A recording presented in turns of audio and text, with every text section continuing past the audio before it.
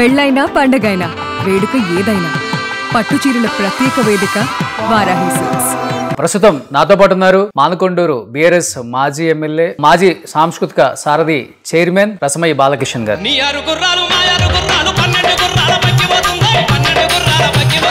విప్లవాత్మకమైన పాటలు గానీ, తెలంగాణ ఉద్యమ పాటలు పాడినప్పుడు గానీ ఎప్పుడు మీకు చేదు అనుభవం ఎదురవ్వలేదా? విప్లవ పాట పాడినందుకు దుబ్బాకాల పోలీస్ స్టేషన్ లో నన్ను గోడ కురిసేపించండి 7వ తరగతి. చిత్రపూర్లో జరిగినంత మోసాలు వేరే ఏ సొసైటీలో కూడా జరగలేదనే మాట కూడా ఉంది కదా. అప్పుడు ప్రెసిడెంట్ దగ్గర నుంచి ఇప్పుడు ప్రెసిడెంట్ వరకు దోచుకు తిన్నారు చిత్రపూర్ని. ఆ మాట జరిగిన మాట వాస్తవమే. ప్రభాకర్ రెడ్డి గారు 11 ఎకరాల ల్యాండ్ ఊరికి ఇచ్చేశారు. ఇప్పుడు ఇంతమంది విగ్రహాలు పెట్టారు చూడండి. ఆయన మహాత్ముడిది ఎక్కడ కాంస్య విగ్రహం పెట్టొచ్చు ఒకటి, వాస్తవంగా చెప్పుకుంటే ఎక్కడన్నా పెట్టారా చూపించండి. ఎవరు బాబు సొమ్మండి ఇది? ఆయన ఇచ్చిన ఫ్రీ ల్యాండ్ని దీన్ని బిజినెస్ చేసుకొని వాళ్ళ పిల్లలకి వాళ్ళ పిల్లలకి పోగు చేసి పెట్టారు. కానీ ఎవడవండి దీనివల్ల బాగుపడ్డోళ్ళు? రోషన్ మంచి క్వశ్చన్ అడిగి అది ముగిసిపోయిన చరిత్ర. గద్దర్ అవార్డ్స్ అని చెప్పారు కానీ నిజంగా గద్దర్ గారికి సినిమాకి సంబంధం ఉందా అండి? అడవి చల్లగా ఉంటే అన్నం ఉంటది అని పాడినటువంటి గద్దర్ అన్న అవార్డును అడవిని నరికెత్తే ఎట్లా ఆస్తి పెరుగుతుంది అన్నటువంటి సినిమాకి ఇవ్వడంతో గద్దరన్న గౌరవాన్ని పెంచిరా, గద్దరన్న గౌరవాన్ని కిందికి వచ్చిందా? మీరే చెప్పండి. ఈ పోలీస్ పటేలు మాలిస్ పటేలకు వ్యతిరేకంగా పాటలు పాడింది కదా గద్దరన్న. కాబట్టి ఈ విధంగా గద్దరన్న మీద కక్ష తీర్చుకుంటుండేమో అనిపిస్తున్నది. ఎవరు సోనియా గాంధీని బలిదేవత అని అసెంబ్లీ సాక్షిగా మాట్లాడినోడు. బలిదేవత అని చెప్పి ఆమెకు బిరుదు ఇవ్వండి. ఇలా కుర్చెక్కి తెలంగాణ రాష్ట్రాన్ని ఇచ్చిన తల్లి సోనియమ్మ. 2 మాటలు అయినా మాట్లాడింది కదా. అంత బురద అయిపోయింది కాంగ్రెస్. ఇక దాంట్లో కాలు పెట్టిండు, తొక్కిపారు. ఈయన కూర్చో. కానీ తెలంగాణ ఇచ్చింది ఎవరు? ఏ పార్టీ? బామ్మో ఓ సోనియమ్మ మా ఇండియాలో ఇటలీ బొమ్మ పాడగానే ఇచ్చేశారు. కానీ రసమయ్య గారు మీరు ఒక మాట అన్నారు, కాంగ్రెస్ అనేది ముసళ్ళు అయిపోయింది, చైర్ దొరికింది కూర్చున్నారు అన్నారు. మనకు కూడా అప్లికేబుల్ అవుతుంది కదా. 2001 నుంచి 2023 వరకు చేసి ఆయన ముసలాయన అయిపోయారు. మాదంటే మాది పై చేయి అని చెప్పేసి ఇంట్లోనే గొడవలు స్టార్ట్ అయినాయి, బిడ్డ బయటకు వచ్చేసింది అనేది ఇక్కడ కూడా ఉంది కదా. కేసీఆర్ గారు తెలంగాణ తల్లికి కొడుకు లాంటి వాడు. మరి కూతురు ఎందుకు బయటకు వచ్చింది? నరం లేని నాలుక రోషన్ ఎటైనా మాట్లాడుతుంది. కవితను మీరు డైరెక్ట్గా అనేస్తున్నారు నరం లేని నాలుక. ఈ మధ్య రాసలీల రసమయ్యి ఏంటి? రాసలీల రసమయ్యి ఏంటి అసలుకి? ఇక్కడ ఉన్నటువంటి కవ్వంపల్లి సత్యనారాయణ గారు ఆయన మొదటి నుంచి కూడా చీప్ ఆలోచన. ఒక వ్యక్తిని పట్టుకొని మాట్లాడచ్చు. మీరు కూడా పండబెట్టి కోస్తాయి అయ్యి ఇంకొకసారి పిచ్చు మాట్లాడదామంటే క్యాంప్ ఆఫీస్ వచ్చి పండబెట్టి తొక్తా నా కొడుకు నువ్వేమనుకుంటున్నావు బిడ్డ? 2 తెలుగు రాష్ట్రాలలో ప్రతి ఒక్కళ్ళ చూపు కూడా జూబ్లీ హిల్స్ వైపు ఉంది. నవీన్ యాదవ్ అనే వ్యక్తి గెలవక ముందే ఎవరిని లేకుండా చేస్తాను. అనవసరంగా పర్సనల్ గా టార్గెట్ చేసి వ్యక్తులను టార్గెట్ చేసే ఉద్దేశంతో నీటికి వస్తే మాత్రం ఎవరు కూడా మీ గల్లీలు దాటరు, మీ ఇల్లు చూడరు. రేపు గెలిస్తే ప్రజలను ఉండనిస్తాడా, బతకనిస్తాడా? మీరు ఒకటి ఆలోచించండి. 100% చెప్తున్నా, మాగంటి గోపినాథ్ కన్నా ఎక్కువ మెజార్టీతో సునీత గెలుస్తాడు.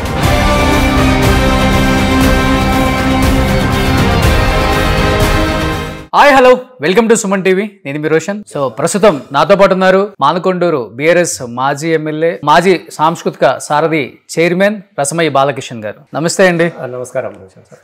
సో మిమ్మల్ని చూడగానే మీ పాటలు, మీ ఆట, మీ చిందు, మీ భారీ డైలాగులు అన్నీ గుర్తొస్తాయి. అంటే ఒక్కసారిగా కొత్తగా ఎవరైనా మీ వీడియోలు చూసేవాళ్ళు ఈయన ఎమ్మెల్యేనా, బిఫోర్ 2 సార్లు ఎమ్మెల్యేగా చేశారా అని ఒక డౌట్ కూడా వస్తుంది. ఎందుకంటే ఎక్కువ ప్రాధాన్యత మీరు వచ్చిన పుట్టి పెరిగిన విధానం, లేకపోతే మీ రూట్స్ని ఎక్కడ మర్చిపోకుండా, లేకపోతే తెలంగాణ టైంలో మీరు పడ్డ కష్టం, మీరు వినిపించిన గలం, అది అసలు ఎప్పుడు మర్చిపోలేదు. ఎమ్మెల్యే అయినా కొనసాగిస్తూనే ఉన్నారు.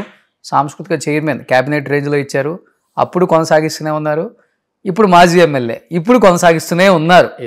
ఎందుకు అంటే పట్టు వదలని విక్రమార్కుల్లాగా అది పట్టుకొని అలానే ఉండిపోయిందంటే ఆ సెంటిమెంటు, ఆ తెలంగాణ అది మర్చిపోతారన్న భయం ఏమన్నా ఉన్నాయా మీలో ఏమన్నా? ఒకటి రోషన్, మొదటి నుంచి కూడా నేను ఎక్కడి నుంచి మొదలైన జీవితము ఎట్లయితే కొనసాగిందో అలా ఉండడం ఇష్టం. నేను నాలాగా ఉండడం ఇష్టం. నాకు ఆర్భాటాలు, హంగులు, లేని తీసుకొచ్చి పెట్టుకోవడాలు ఇవన్నీ నేను పెద్దగా ఇష్టపడను. ఎందుకనంటే పెట్టుకునే ఎప్పటికైనా రాలిపోతాయి, అవి ఎప్పటికైనా వెళ్ళిపోతాయి. అది వెళ్ళిపోయిన రోజున ఇవన్నీ మాజీ ఎమ్మెల్యే లాగా ఎమ్మెల్యే ఏమున్నాయి మనదా, ప్రజలు ఇచ్చారు. నాకు 10 సంవత్సరాలు ఒక పాటగాన్ని గోచిగొంగడు పెట్టుకొని పుడితొక్కడి సత్యరెండు రాజనవో రాజన ఎత్తుకో తెలంగాణ జెండా అంటే నాతోని లక్షలాది గొంతులు నినదించినాయి. నాకు నా పాట కోరస్ పాడినాయి, లక్షలాది చేతులు పిడికిలెత్తినాయి నాతో పాటుగా. అట్లాగే ఆ ప్రేమలో అభిమానంతో నన్ను 2 సార్లు ఎమ్మెల్యేని చేసిరు. అంటే నేనేమంటున్నా, 2 సార్లు ఎమ్మెల్యేని వాళ్ళు చేసిరు. కాబట్టి నేను వాళ్ళకు నచ్చే విధంగా వాళ్ళలో ఒకనిగా ఉండడమే నాకు ఇష్టం ఉంటుంది తప్ప అరే ఈయన ఎమ్మెల్యేనా అంటారు నన్ను. నేను పెద్దగా కట్అవుట్ చూసా అట్లా చూసేసి నిజంగానే అవే అంటారు కొంతమంది. అంటే నేను ఇట్లా ఎమ్మెల్యే అనగానే అంగు ఆర్భాటాలు, ఇట్లా పెద్ద హైటు, పర్సనాలిటీలు, హంగామలు, గన్మెలు ఇవన్నీ ఉన్నాయి కదా. నేను చాలా చాలా సింపుల్గా ఉంటాను. నేను సింపుల్గా అంటే నేను ఎట్లున్నానో గట్లనే ఉన్నా.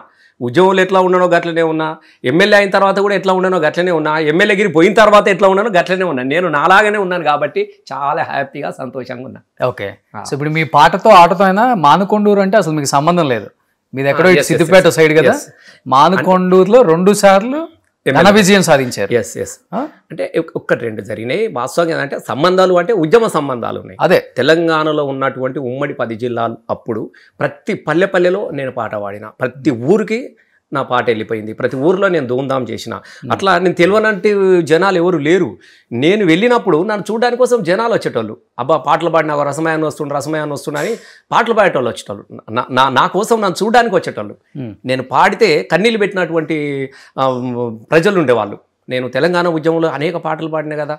ఉండు పైలంగుండు అమ్మ మాయమ్మ, బొంబాయి పోతున్న తల్లి మాయమ్మ, బతుకు బారా మాయ సేత ఘోర మాయ, చేసేదేమీ లేక సంచారం పోతున్నా, బతుకు తెరువు కానీ అమ్మ మాయమ్మ, బొంబాయి పోతున్న తల్లి మాయమ్మ అంటే బొంబాయి పోయిన బిడ్డలను తలుసుకొని తల్లులు నేనేడిస్తే ఏడిచిరు, నేను నవ్వితే నవ్విరు, నేను గర్జిస్తే గర్జించిరు, మనం పరిగెడదామంటే పరిగెడదామా అన్నంతగా నన్ను ఇష్టపడ్డారు జనాలు. అంటే ప్రపంచంలో నేనే పెద్ద గాయకుడిని నేను చెప్పుకోవట్లేదు. నా ఆశయం చాలా గొప్పది, నా ఆశయం ప్రజల ఆశయం కాబట్టి నన్ను ఓన్ చేసుకోగలిగారు. ఓకే, అట్లా నేను మానకొండూరు వెళ్ళినా కూడా సొంత బిడ్డలాగానే చూసుకున్నారు. నేను కూడా వాళ్ళకు సొంత బిడ్డలాగానే పెరిగిన. నేను ఈ చిన్నప్పటి నుంచే ఉంది ఈ పాటలు పాడే కల్చర్ ఇదంతా, అంటే మీ కుటుంబ నేపథ్యం అలాంటిదా? ఇప్పుడు 2 రోజులు నేను పెరిగినది ఏంటంటే ఇప్పుడు దళిత కుటుంబాలు మామూలుగా. ఇప్పుడు మీరు చూడండి, గద్దరన్న మొదలు పెట్టుకుంటే గోరెటెంకన్న కావచ్చు, జయరాజ్ అన్న కావచ్చు, గూడ అంజన్న కావచ్చు, అందశ్రీ కావచ్చు, దయనర్సింగ్ కావచ్చు, ఇంకా అనేక మంది వీళ్ళంతా దళిత కవులే, అంతా దళిత వాడలలో పుట్టినోళ్ళు. సహజంగా వీళ్ళకే ఎందుకు వచ్చిందంటే వీళ్ళకి తెలియకుండానే వీళ్ళు అందులో ఆ సాంస్కృతికంలో భాగమైపోయినారు. పాటలో భాగమయ్యారు, ఆటలో భాగమైపోతారు. నాన్న డప్పు కొడుతూ ఉంటారు, మనకు డప్పు అనుకోకుండా ఆ జన్యు పరంగా డప్పు వస్తూ ఉంటుంది, నాన్న బాగోతులు ఆడుతూ ఉంటాడు, మనం కూడా ఇంట్లో పాడుతూ ఉంటాం. మనకు తెలియకుండానే ఆ పాటలో ఒక భాగం అయిపోయిన వాళ్ళు. తర్వాత మా ఇళ్ళల్లో ఏ పండుగలైనా, పబ్బమైనా, పెళ్ళి అయినా, సావొచ్చిన పాటతోనే ఓదార్పు కదా. లగ్గాలైతే పాటలు పాడుకునేటోళ్ళు, సావులైతే పాటలు పాడుకునేటోళ్ళు, రాత్రి అయితే భాగవతాలు ఆడుకునేటోళ్ళు. ప్రతిరోజు పాటతోనే జీవితం కదా. బాధను పంచుకోవాలన్న పాటనే, ఓదార్పు ఏది పేదోళ్లకు పాట. ఇప్పుడు ఏటికేతం పెట్టి 8 పుట్లు పండించి ఎన్నడూ మెతికెరగారన్నా, నేను గంజిలో మెతికెరగారన్నా, నాదేటి బతకాయరన్నా, నేను నాడే సావకపోతీరన్నా, కాల్చేయి కడుక్కొని కట మీద కూర్చుంటే కాకి దన్ని పోయారన్నా, కాకి దంతే దన్నింది, కాకి పిల్ల దన్నిపోయింది, అమ్మ ఏం బతుకున్నాదాన్ని. అంటే ఇంత పని చేసినా, వేల కొల పుట్ల పంటలు తీసినా కూడా ఇక్కడ బువ్వలేదని చెప్పేసి బయట కనలే, తనను తాను ఓదార్చుకున్నాడు. తన బతుకు మీద దాన్నే ఓదార్చుకున్నటువంటి జీవితాల నుంచి వచ్చిన వాళ్ళం కదా మేము. అందుకే పాట మాకు తెలియకుండానే పాటలో భాగం అయిపోయినాం మేము. ఓకే, ఎక్కువ గద్దరన్న పాటలు వినా లేదా గద్దరన్నది ఇంకా గోరెటెంకన్నది నేను తెలంగాణ ఉద్యమం వచ్చేదాకా గోరెటెంకన్న పాటకు నాకు సంబంధం లేదు. ఓకే, గద్దరన్న పాటలు కూడా తెలంగాణ పాటలు కాదు, విప్లవాల పాటలు. అంటే చిన్నప్పుడు ఆ ఊర్లలో దొరతనాలు, భూస్వాములు, తెలంగాణ అంతా కూడా అదే కదా. నక్సల్ నేపథ్యంతో వచ్చినాయి కదా, తిరుగుబాటుతో వచ్చినాయి కదా, గిరాయిపల్లి, అమరత్వం, ఎన్కౌంటర్ నుంచి విన్నప్పటి నుంచి ఆ పాటలు వినే విధానం నుంచి అదొక రకమైన పాట. మిగతా అన్ని ఊర్లలో భాగవతాల పాటలు, చిరుతల రామాయణాలు, చిత్తల రామాయణాలు రామచంద్రుడనురా రాజీవనేత్రుడను శ్యామల వర్ణుడ రామచంద్రుడనురా భూమింద శరథనందనుడను నే వనజ కుమారుల గోచితిరా రామచంద్ర ఇట్లా చిన్నప్పుడు చిత్తల రామాయణాలు భాగవతాలు ఇవన్నీ అంటే అనేకమైనటువంటి పాటల నేపథ్యంతో పాటు నేను జానపదాలు ఎక్కువ జానపదాలతో పెరిగిన వాడిని. గద్దరన్న వచ్చిన తర్వాత గద్దరన్న పాడినటువంటి కొన్ని పాటలను నేను పాడేది స్కూల్ డేస్లో 7th 8th 9th వరకు 10th వరకు నేను ఆ పాటలు పాడుకునేది. 10th ఇంటర్మీడియట్లో దుబ్బాకలో కాలేజీలో నేను చైర్మన్గా గెలిచిన మొట్టమొదటిసారిగా 89 కాలంలో ఒక ఆర్ఎస్సి ఫ్యానల్ నుంచి రాడికల్ విద్యార్థి సంఘం నుంచి నేను అధ్యక్షునైనా. నేను అప్పుడు నేను సంజీవ్ ఇప్పుడు మన లొంగిపోయిన సంజీవ్ ఇది చిన్న ఉన్నప్పుడు అక్కడ ప్రోగ్రామ్ పెట్టించినాం. దుబ్బాకల కాలేజీగా చైర్మన్గా పనిచేసిన నేను. అక్కడ నుంచి నేను సీకేఎం కాలేజీలో డిగ్రీ ఫస్ట్ ఇయర్ చేసిన. తర్వాత వచ్చి సిద్దిపేటలో చదువుకున్నా.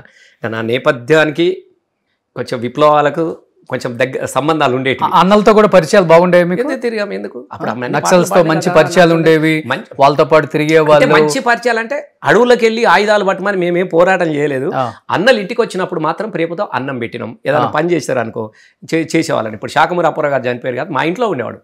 రావురుకుల్లో మా ఇంట్లో ఉండేవాడు వచ్చి. నేను చిన్నపిల్లగాను అప్పుడు 7th క్లాసు. ఆయన ఈ ఊరు నుంచి ఇంకొక ఊరికి పోవాలంటే నాకు సీట్ ఎక్కి తొక్కరాదు. నన్ను వెనుక కూర్చుని పెట్టుకొని వాళ్ళు తొక్కుకుంటూ పోయి ఆ రాత్రిలో వాళ్ళు ఒడిదిన తర్వాత మళ్ళీ ఎన్నెలో నేను ఇట్లా కాంచదో ఒకటి ఉంటుంది కదా కింద ఇట్లా పట్టుకొని తొక్కరా, దాన్ని పట్టుకొని మళ్ళీ మా ఊరికి వచ్చేది. అంటే గంత చిన్నపిల్లగాను అప్పటి నుంచి వాళ్ళకు నేను ఇట్లా ఈ ఊర్లో కానీ ఆ ఊర్లో కానీ పోయేటప్పుడు ఇట్లాంటి సహకారం అందించారు. వాళ్ళ ప్రమేయం ఏం పడలేదా మీ మీద అసలుకి? ఎందుకు అన్నల ప్రమేయం ఉన్నది, అన్నలు ఏమున్నది? ఇప్పుడు అన్నల ప్రమేయం ఉంది కాబట్టి ఇలా ప్రజల గోసల గురించి మాట్లాడుతున్నాం, ప్రజల గురించి మాట్లాడుతున్నాం. రాజకీయాల్లోకి వచ్చారు, ఓకేలే. సాంస్కృతిక గన్ను పట్టాలి, అడవుల్లోకి పోవాలి, లేదా అట్లా ప్రజా సమస్య నాకు అట్లా లేకు. నాకు బాగా చదువుకోవాలనే కోరిక ఉండేది. ఎందుకంటే చదువు లేదు. నాతోనే మా ఊర్లో రావురుకుల సిద్దిపేట మండలము, మా పక్క ఊరే కేసీఆర్ సార్ది. నాకు చదువుకోవాలనేది బాగా కోరిక ఉండేది రోషన్. ఎందుకు చదువు అని అంటే ఎవరు చదువుకున్న వాళ్ళు లేరు, ఆస్తులు లేవు. చదువు మనకు జీవితం.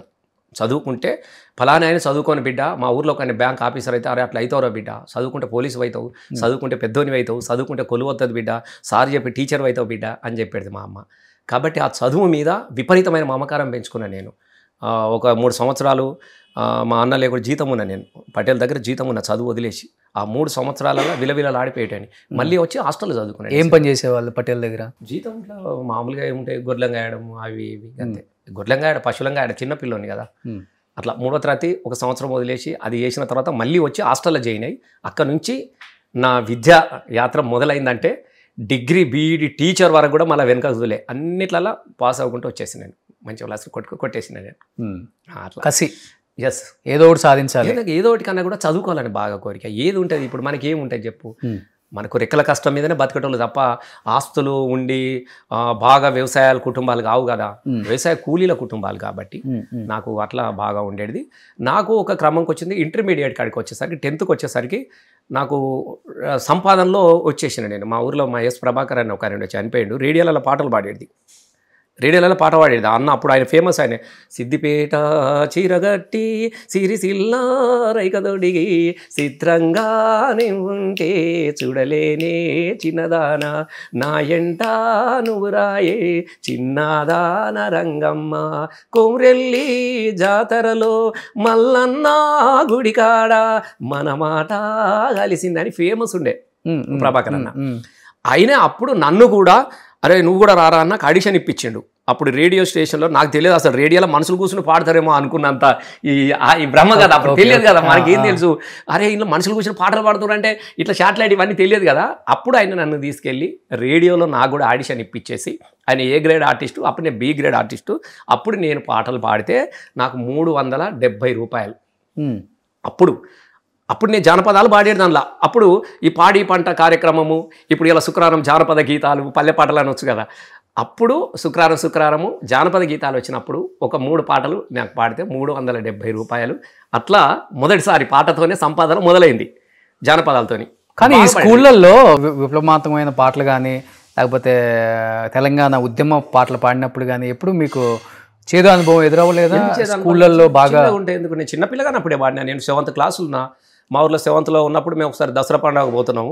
దసరా పండుగ పోయేటప్పుడు అంతా యూత్, మాది నవయోగ యూత్, అన్ని రిబ్బన్లు కట్టుకొని పాట పాడుకుంటూ పోయినాం. ఎర్రజెండి అనియలో ఊరు మనదిరా ఈ వాడ మనదిరా అని దొరయింది అని పాడినప్పుడు వీళ్ళంతా రాడికల్ వచ్చి రాడికల్ పాటలు పాడుతున్నాయి అని చెప్పేసి పోలీస్ పటేల్ మనం పట్టించిండు. పోలీస్ జీబులో వచ్చి అప్పుడు నెక్కర్ల పోలీసులు ఉండ్రి, బుడ్డ పోరగానం. పోలీసులు అంటే మామూలు భయం ఉంటుందా? పొలగాడు తినకుంటే కూడా అగో పోలీసు వచ్చిందంటే పరిగెత్తేది. ఆ కాలానికి పోలీస్ జీబులు వేసుకొని పోయి దుబ్బాక ఉండే అప్పుడు మాకు. దుబ్బాకాల పోలీస్ స్టేషన్లో నన్ను గోడ కుర్చీ వేయించిండు 7వ తరగతి. నాకు ఎప్పుడు గుర్తుంటుంది, విప్లవ పాట పాడినందుకు గోడ కుర్చీ వేయించిండు. అది వేసినా మనం ఏం మానుకోలేదు. మళ్ళీ అంటే మానుకోవడానికి కోసము మానుకుంటే వచ్చేటి కావు కదా. జీవితంలో ప్రతిది కూడా పాటనే కదా. ఇప్పుడు మా ఊర్లో దొరలు ఉండేది, దొర మీద పాట ఉండే, అయ్య చేసిన అప్ప కిందికి దొరల్లో జీతగాడ సిరిమల్లేసెటి కింద లచ్చుమమ్మో లచ్చుమమ్మ నువ్వు సిరవోయి కూసున్నావెందుకమ్మో ఎందుకమ్మా మోకలో దిగబడి ఎద్దోలేయనకకు ఒక్కొక్క అడిగేసి నాట్లేసి లచ్చుమమ్మో లచ్చుమమ్మ నీ నడుములే ఎరిగేనా లచ్చుమమ్మ అనగానే నా తల్లి కనబడుతుంటది కదా, నాట్లేసి తల్లి కనబడతా ఉంటుంది. ఆమెను చూడగానే ఈ పాట యాదికి వస్తుంది మాకు. పాటను మర్చిపోయే జీవితాలు కాదు కదా, ప్రతి దాంట్లో ఒక పాట ఉంటుంది కదా. అట్లా విప్లవాలు కానీ విప్లవ పాటలు కానీ పల్లెలల్లా నేనే కాదు ఎవరు కూడా దూరంగా వెళ్ళిపోలేదు. ఎందుకంటే పాటలు వాళ్ళ జీవితంలో భాగస్వామ్య పాటలు కాదు. ఇప్పుడు ఆరేసుకోపోయి పారేసుకునే అనే పాటలు కావు కదా. కాబట్టి ఈ పాటలు వచ్చినా వెళ్ళిపోయినాయి. అవి ఎవరు పాడుకునే వాళ్ళు కాదు కదా గ్రామాలలో. ఇప్పుడు ఈ పాటలు పాడే వాళ్ళు ఉన్నారా? చాలా మంది తెలంగాణలో చాలా మంది ఉన్నారు. ఇప్పుడు పిల్లలు అంటే విప్లవాల పాటలు తగ్గిపోయింది. ఇప్పుడు ఆ లైఫ్ అనేది ఇప్పుడు ఈ కార్పొరేట్ లైఫ్లోకి వచ్చిన తర్వాత చాలా పోయింది. ఆ పాటలు రావట్లేదు. ఆ పాటల రూపంలోనే తెలంగాణ పాటలు వచ్చినాయి. ఓకే, మీరు గుర్తుపెట్టుకోండి. విప్లవాల పాటల్లో నుంచి తెలంగాణ ఉద్యమం ఎప్పుడైతే కేసీఆర్ గారు 2001లో ఎప్పుడైతే బీఆర్ఎస్ పార్టీ పెట్టిండో, బీఆర్ఎస్ పార్టీ పెట్టినప్పుడు తొలినాళ్ళ నుంచి అప్పుడు తెలంగాణ పాట పాడడానికి కోసము ఎక్కడ వేదికనిచ్చేవాళ్ళు గారు. బెల్లి లలిత చచ్చిపోయింది. గద్దరన్న తొలినాళ్ళలో చచ్చిపోయిందా చంపేశారు. గద్దరన్న తొలినాళ్ళలో పాట వచ్చింది, నా తల్లి తెలంగాణ తిరగబడ్డ వీర. దాని తర్వాత గద్దరన్న మీద కూడా కాల్పులు జరిగినాయి. 90లో గద్దరన్న మీద కాల్పులు జరిగిన తర్వాత తెలంగాణ పాటకు వేదిక లేకుండా అయిపోయింది. అసలు ఎవరు ఆ పాట పాడినా చాలామంది పిల్లలు, ఐలే అని ఒక పిల్లగాని కూడా చంపేసేసారు. ఆ టీమును ప్రజాకాల మండలి మీద విపరీతమైనటువంటి జనసభ మీద విపరీతమైనటువంటి ఒత్తిడి ఎన్కౌంటర్లు జరిగిన తర్వాత ఈ పాటలు అనేటివి క్లోజ్ అయిన తర్వాత ఇదే పాట మరో రూపంలో మారింది. ఎక్కడికి మారింది? తెలంగాణకు మారింది. అవును, ఎస్. తెలంగాణకు వచ్చిన తర్వాత తెలంగాణ రాజకీయ ప్రస్థానం మొదలైన తర్వాత పాటను ఎవరు డిస్టర్బ్ చేయలే. అప్పుడు మళ్ళీ గదరన్న పాట తీసి నా తల్లి తెలంగాణరా తిరగబడ్డ వీనరా వీరులకు పుట్టి నిలమ్మో పౌరుషాల గల్లా తల్లెమ్మో ఆ తేనె తిట్టెలా తీయగుంటది కత్తి అంచులా మెత్తగుంటది. ఈ పాట ఎవరు దీన్ని అడ్డుకోలే. అప్పుడే గూడంజన పాట వచ్చింది, వెనక ముందు చూసుడేంది రాజన ఓ రాజన ఎత్తుకో తెలంగాణ జెండ రాజన ఓ రాజన అయ్యో నివా నువ్వు అవ్వో నివా తెలంగాణోనికి తోటి పాలో నివా. ఇవి ఎందుకే వచ్చినాయి? అన్ని అల్లకే కదా, బతుకు చిత్రాలు వచ్చాయి కదా. ఇప్పుడు విప్లవ పాటలు పాడినప్పుడేమో గోడ కూర్చులు వేయించారు. ఎస్. తెలంగాణ ఉద్యమ పాటలు పాడినప్పుడేమో పాయింట్ బ్లాంక్ గందు పెట్టేసి కాల్చాలని చూశారు మిమ్మల్ని. నేను సీకెం కాలేజీలో చదువుకుంటున్నప్పుడు డిగ్రీ ఫస్ట్ ఇయర్లో ఉన్నా. నన్ను పట్టుకెళ్ళారు ఒక 3 రోజులు. ఎన్కౌంటర్ నర్సంపేట అడవులో తిరిపారు. పద్మక్షి గుట్టలకు తీసుకుపోయాడు. గుట్టలు తీసుకుపోయి కన్నత మీద తుపాకీ పెట్టి, ఆయన కూడా ఎవరో కదా డిటి నాయక్ గారు ఉండే అప్పుడు. ఆయన సిపిఓ ఏసీపీఓ డిఎస్పీ ఉండే అక్కడ. డిటి నాయక్ గారు 89లో మీకు అనుకుంటే ఆయన ఉన్నాడు, ఇంకా బతికే ఉన్నాడు. నాకు కలిసిండు కూడా, నేను ఎమ్మెల్యే అయినా కలిసిండు. మళ్ళా నేను ఎమ్మెల్యే అయిన తర్వాత నాకు ఒక పెళ్లిలో కలిసిండు. నన్ను గుర్తుపట్టి రసమై గుర్తుందా పద్మక్షి గుట్టలలో నేనే నేను మళ్ళీ బతికిచ్చింది అన్నాడు. నువ్వు నన్ను బతికించినావు కాబట్టి నేను మిమ్మల్ని బతికించిన మళ్ళీ తెలంగాణ కోసం అని నేను చెప్పిన. ఇలా పెట్టి తీసేసిన గుర్తుంటే అరే మీరే కదా అని. డిటి నాయక్ గారు అప్పుడు వారు డిఎస్పీగా ఏమో పనిచేసిండు నక్సల్ స్పెషల్ దానిలో. తర్వాత ఎస్పీగా పనిచేసిండు, చాలా చోట్ల అది చేసేసిండు. ఆయన చంపాలన్నా బెదిరించాలన్నా చంపాలని తీసుకెళ్ళండు బాగా. అస్సలు వరంగల్గా కాల రామనాథమును కాల్ చేసినటువంటి 89-90 పరిస్థితి ఎట్లా ఉన్నదో అప్పుడున్న పరిస్థితులు అసలు కథం. పోలీసులకు వరంగల్ పోలీసులు దొరికిందంటే శవమే శవాలే ఇంటికి వచ్చేటి తప్ప గుర్తు తెలియని మృతదేహాలు, గుర్తు తెలియని నక్సల్ మృతి అని ఉంటుంది ఫస్ట్. ఎక్కడ ఎవరు చనిపోయినా దాని తర్వాత ఆరాధిస్తే పలానుడని నెక్స్ట్ డే పేపర్లో. నక్సల్ కాదు అతను. ఆ రోజుల్లో అట్లా వచ్చేటి ఎన్కౌంటర్లు అలా వేసేవాళ్ళు. అట్లా ఆ పరిస్థితుల నుంచి కూడా 89లో నేను 90లో అట్లా బయటపడ్డా. బయట అది చూశాను, ఈ చూసి గోడ కుర్చీ చూసిన, కంత మీద తుపాకీ చూసిన. తర్వాత తెలంగాణలోకి వచ్చిన తర్వాత నాకు ఈ భయం అనేది లేదు. ఇక్కడ చూసిన తర్వాత ఈ పాటను అడ్డుకుంటేనేవో ఇంకోటి అడ్డుకుంటేనో భయపడే పరిస్థితిలో నేను లేకుంటే కదా ఇక అయితే అప్పటి కేసీఆర్ గారు నేను దాంట్లో కీలకంగా వారితో నాకు ఉన్నటువంటి అటాచ్మెంట్ కావచ్చు తెలంగాణ ప్రజలు ఓన్ చేసుకున్నారు. ఇప్పుడు మా మీద చెయ్యి వేసి ముట్టుకునే పరిస్థితి లేదు కదా, అట్లా వెళ్ళిపోయినాం, జనంలోకి వెళ్ళిపోయినాం. కానీ రసమయ్య అనే పేరు కూడా మీకు ఆ బ్రాండ్ బాగా ఇంటి పేరు కాకపోయినా రసమయ్య అనేది నాకు సంస్థ ఆర్గనైజేషన్. సిద్దిపేటలో ఉన్నప్పుడు నేను రసమయాన్ని పెట్టుకొని జానపదాలు బాగా పాడాను, బాగా క్యాసెట్ పాటలు తీస్తుంటే నేను. అసలు ఒకప్పుడు పొన్నాల దాబలాల మొత్తం రసమయ్య కదా పాటలన్నీ, చాలా జానపద గీతాలు ఎక్కడ చూసినా అసలు విపరీతమైన జానపద పాటల క్యాసెట్లు ఉండేవి. అవును, గాకాలం అప్పుడు ఎంత అసలు 10 రూపాయలు. అసలు నాకు డబ్బులు ఏం చేసుకోవాలో తెలియలేదు. మీకు ఇంకొకటి చెప్తా ఉన్నా, నేను ఇల్లు కట్టుకున్నది కూడా సిద్దిపేటలో అప్పుడు నాకు అసలు డబ్బులు ఏం చేసుకోవాలో తెలిసేటి కావు. ఇప్పుడు 1000 రూపాయలు 2000 అంటే ఏం చేసుకుంటామో అనే పరిస్థితి ఉండేది కదా, పెద్ద విషయం కదా. పెద్ద విషయం అంటే అక్కడ నుంచి ఒక 50,000 లక్ష రూపాయలు వచ్చినాయంటే అప్పుడు 5,000కు 6,000కు ఎకరం భూమి దొరికే కాలాన్నే నేను అప్పటికే 50,000 లక్ష రూపాయలు సంపాదించుకునే పరిస్థితి ఉండేది నెలకి. నెల కాదు, ఒక్క క్యాసెట్ ఇట్లా తీస్తే విపరీతమైన పాటలు క్రేజీ కదా అప్పుడు. రసమై జానపదాలు అంటే ఫేమస్, ఏది ఒక్కటి వచ్చిందంటే అన్ని ఇట్లా కొనేవాళ్ళు జనాలు, అంత అది ఉండేది. ఎంత సంపాదించారు మరి అప్పుడు? 5,000 6,000 ఎకరం అంటే ఫామ్ హౌస్ దాదాపు 50-60 ఎకరాలు ఉంటుంది అంటే. 50-60 ఎకరాలు లేదు కానీ ఒకటి అసలు చాలా మంది తెలియని విషయం, 2010లో తెలంగాణ కోసం చనిపోయిన పిల్లల మీద జై తెలంగాణ సినిమా తీసిన నేను. జై తెలంగాణ దాన్ని దేవి థియేటర్లో రిలీజ్ చేస్తే కేసీఆర్ గారు వచ్చారు, అందరు వచ్చారు. దానికి 2 కోట్లు ఖర్చు పెట్టాను. ఈ 2 కోట్లు ఎక్కడే అని కూడా మీరు అడగవచ్చు. నేను అప్పుడు పాటలు పాడుకుంటున్న వచ్చిన డబ్బులు కావచ్చు, నేను ఈ ప్రోగ్రామ్స్ ఇవన్నీ డబ్బులు సంపాదించుకొని జై తెలంగాణ అనే సినిమా తీసినప్పుడు 2010-12 ప్రాంతంలో చెప్తున్నా మీకు. అప్పుడు కరీంనగర్లో కానీ ఎక్కడ కానీ 10,000కు 20,000కు ఎకరం దొరుకు. 2010లోనే 12లోనే నేను 2 కోట్లు పెట్టి సినిమా తీసిన అంటే 2 కోట్లకు నాకు ఎన్ని వందల ఎకరాల భూమి ఉండాలి మీరు చెప్పండి. 20,000కి ఎకరం దొరికే కాలంలో 2 కోట్లు నేను తెలంగాణ ఉద్యమానికి సినిమా ఖర్చు పెట్టాను కదా. నేను సినిమా ఖర్చు పెట్టాను కదా అంటే నా దగ్గర ఈ తెలంగాణ రాకముందే నా దగ్గర ఒక 100 ఎకరాలు ఉన్నట్టే కదా లెక్క. ఈ లెక్కన ఈ 2 కోట్లు అంటే సినిమా రూపంలో. ఆ సినిమా రూపం అవి డబ్బులు కొనుక్కుంటే జాగా కొనుక్కుంటే నాకు ఎంత వచ్చు మరి నేను పోగొట్టే కదా తెలంగాణ ఉద్యమానికి. తర్వాత కూడా నేను ఇప్పుడు 2014లో అప్పుడు ఇంకా తెలంగాణ ఇంకా ఎమ్మెల్యే కాలే కదా, కొన్నప్పుడు ఎమ్మెల్యే కాలే, నేను కొని పెట్టుకున్నా. నేను ఆ ప్రోగ్రామ్ చేసుకున్న ఒకటి మారుమోయిన పాట గన్ని రోజులు చేసిన హెచ్ఎంటీలో 3 ఉదయబాన్తో రసమై దరువు చేసిన. నాకు 2 కోట్లు వచ్చినాయి రసమై దరువులో. అవునా? 2 కోట్లు వచ్చినాయి. పెద్ద బిగ్గెస్ట్ కదా, మహా సిమెంట్, సుధాకర్ పైప్స్. నాకు పెద్ద వాళ్ళే నాకు 50-60 లక్షలు ఇచ్చిర్రు నాకు మహా సిమెంట్లు. మంచి హిట్ ప్రోగ్రామ్ కదా. యాడ్సే నాకు బోర్డ్ అని యాడ్స్ వచ్చినాయి. అప్పుడు కొనుక్కున్నాను నేను 8 లక్షలకు ఎకరం కొనుక్కున్నాను. 8 అంటే ఎంత చెప్పు మీరు, 30 ఎకరాలు అనుకో, ఎంత చెప్పండి మీరు. 8 ఎందులో పెట్టింది ఎంత, నేను పోగొట్టుకునేది ఎంత. నేనేం చెప్తున్నాను, ఒక ఆర్టిస్ట్గా మొదలైన జీవితం ఈ డబ్బులు పోగు చేసుకోవడం గీవి చేసుకోవడం అంటే నేను ఆ రోజుల్లో ఇప్పుడు 300-400 ఎకరాల భూస్వామిని అయి ఉంటే నేను కనుక తెలంగాణ ఉద్యమంలో సినిమాలు తీసి కేసీఆర్ గారు సపోర్ట్ చేయలేదు జై తెలంగాణ ఉద్యమం సార్ను నేను ఎప్పుడు డబ్బుల విషయంలో కానీ మిగతా విషయంలో కానీ ఎన్నడూ కూడా నేను సార్ను డబ్బులు అడగలేదు, అడగను కూడా. సో ఇప్పుడు ఏం చేస్తున్నారు? ఇప్పుడు కొన్న ల్యాండ్ లో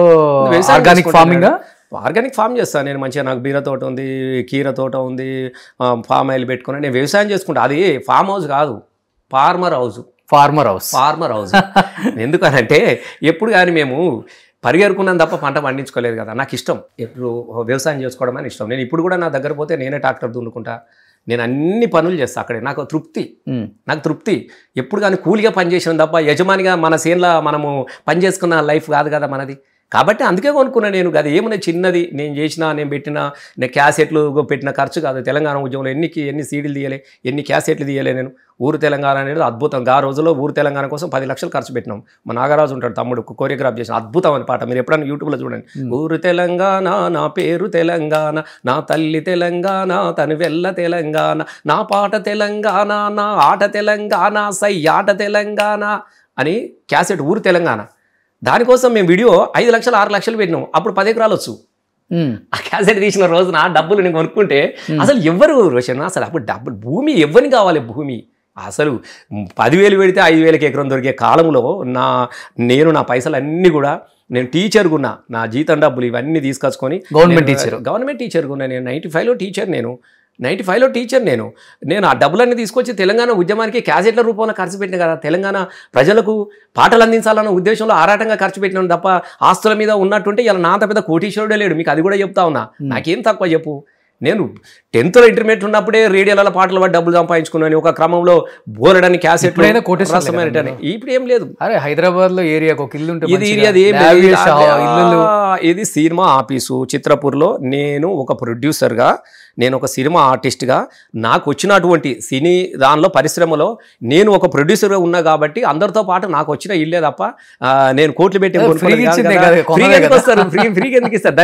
దానికి ఉంటుంది కదా. ఇప్పుడు మా 45 లక్షలకు దానికి రోజుకి ఎంత, దీనికి ఎంత అని పెడితే నాకు అలా ప్రొడ్యూసర్గా, ఓ సినీ గాయకునిగా కానీ పాటలు పాడినా నేను సినిమాలలో. నాకు ఒక దానిలో ఆర్టిస్ట్కి వచ్చిందే తప్ప ఇదేదో ఫ్రీగా వచ్చింది కాదు. దీంట్లో జరిగినంత మోసాలు, చిత్రపూర్లో జరిగినంత మోసాలు వేరే ఏ సొసైటీలో కూడా జరగలేదనే మాట కూడా ఉంది కదా. అప్పుడు ప్రెసిడెంట్ దగ్గర నుంచి ఇప్పుడు ప్రెసిడెంట్ వరకు దోచుకు తిన్నారు చిత్రపూర్ని అని చాలా మంది అమాయకుల నెత్తురు కూడు వాళ్ళ ఇంట్లో. నేను ఒక మాట వింటావా, వ్యవస్థలో అనేక రకమైనటువంటి మార్పులు ఉంటాయి. వచ్చిన వాళ్ళంతా అరే బాగుంది అని అనుకుంటారు చిత్రపూర్ల ఇల్లు, రానోడంతా అమ్ముకున్నాడు అంటాడు. రెండే విషయాలు, ఇక మీకు రెండే ఒకటే క్లుప్తంగా. వాస్తవంగా కొమరం వెంకటేష్ దగ్గర నుంచి ఇప్పుడున్న వాళ్ళ వరకు కూడా దోచుకు తినలేదా? నేను ఇప్పుడు దోచుకు తినలేదా?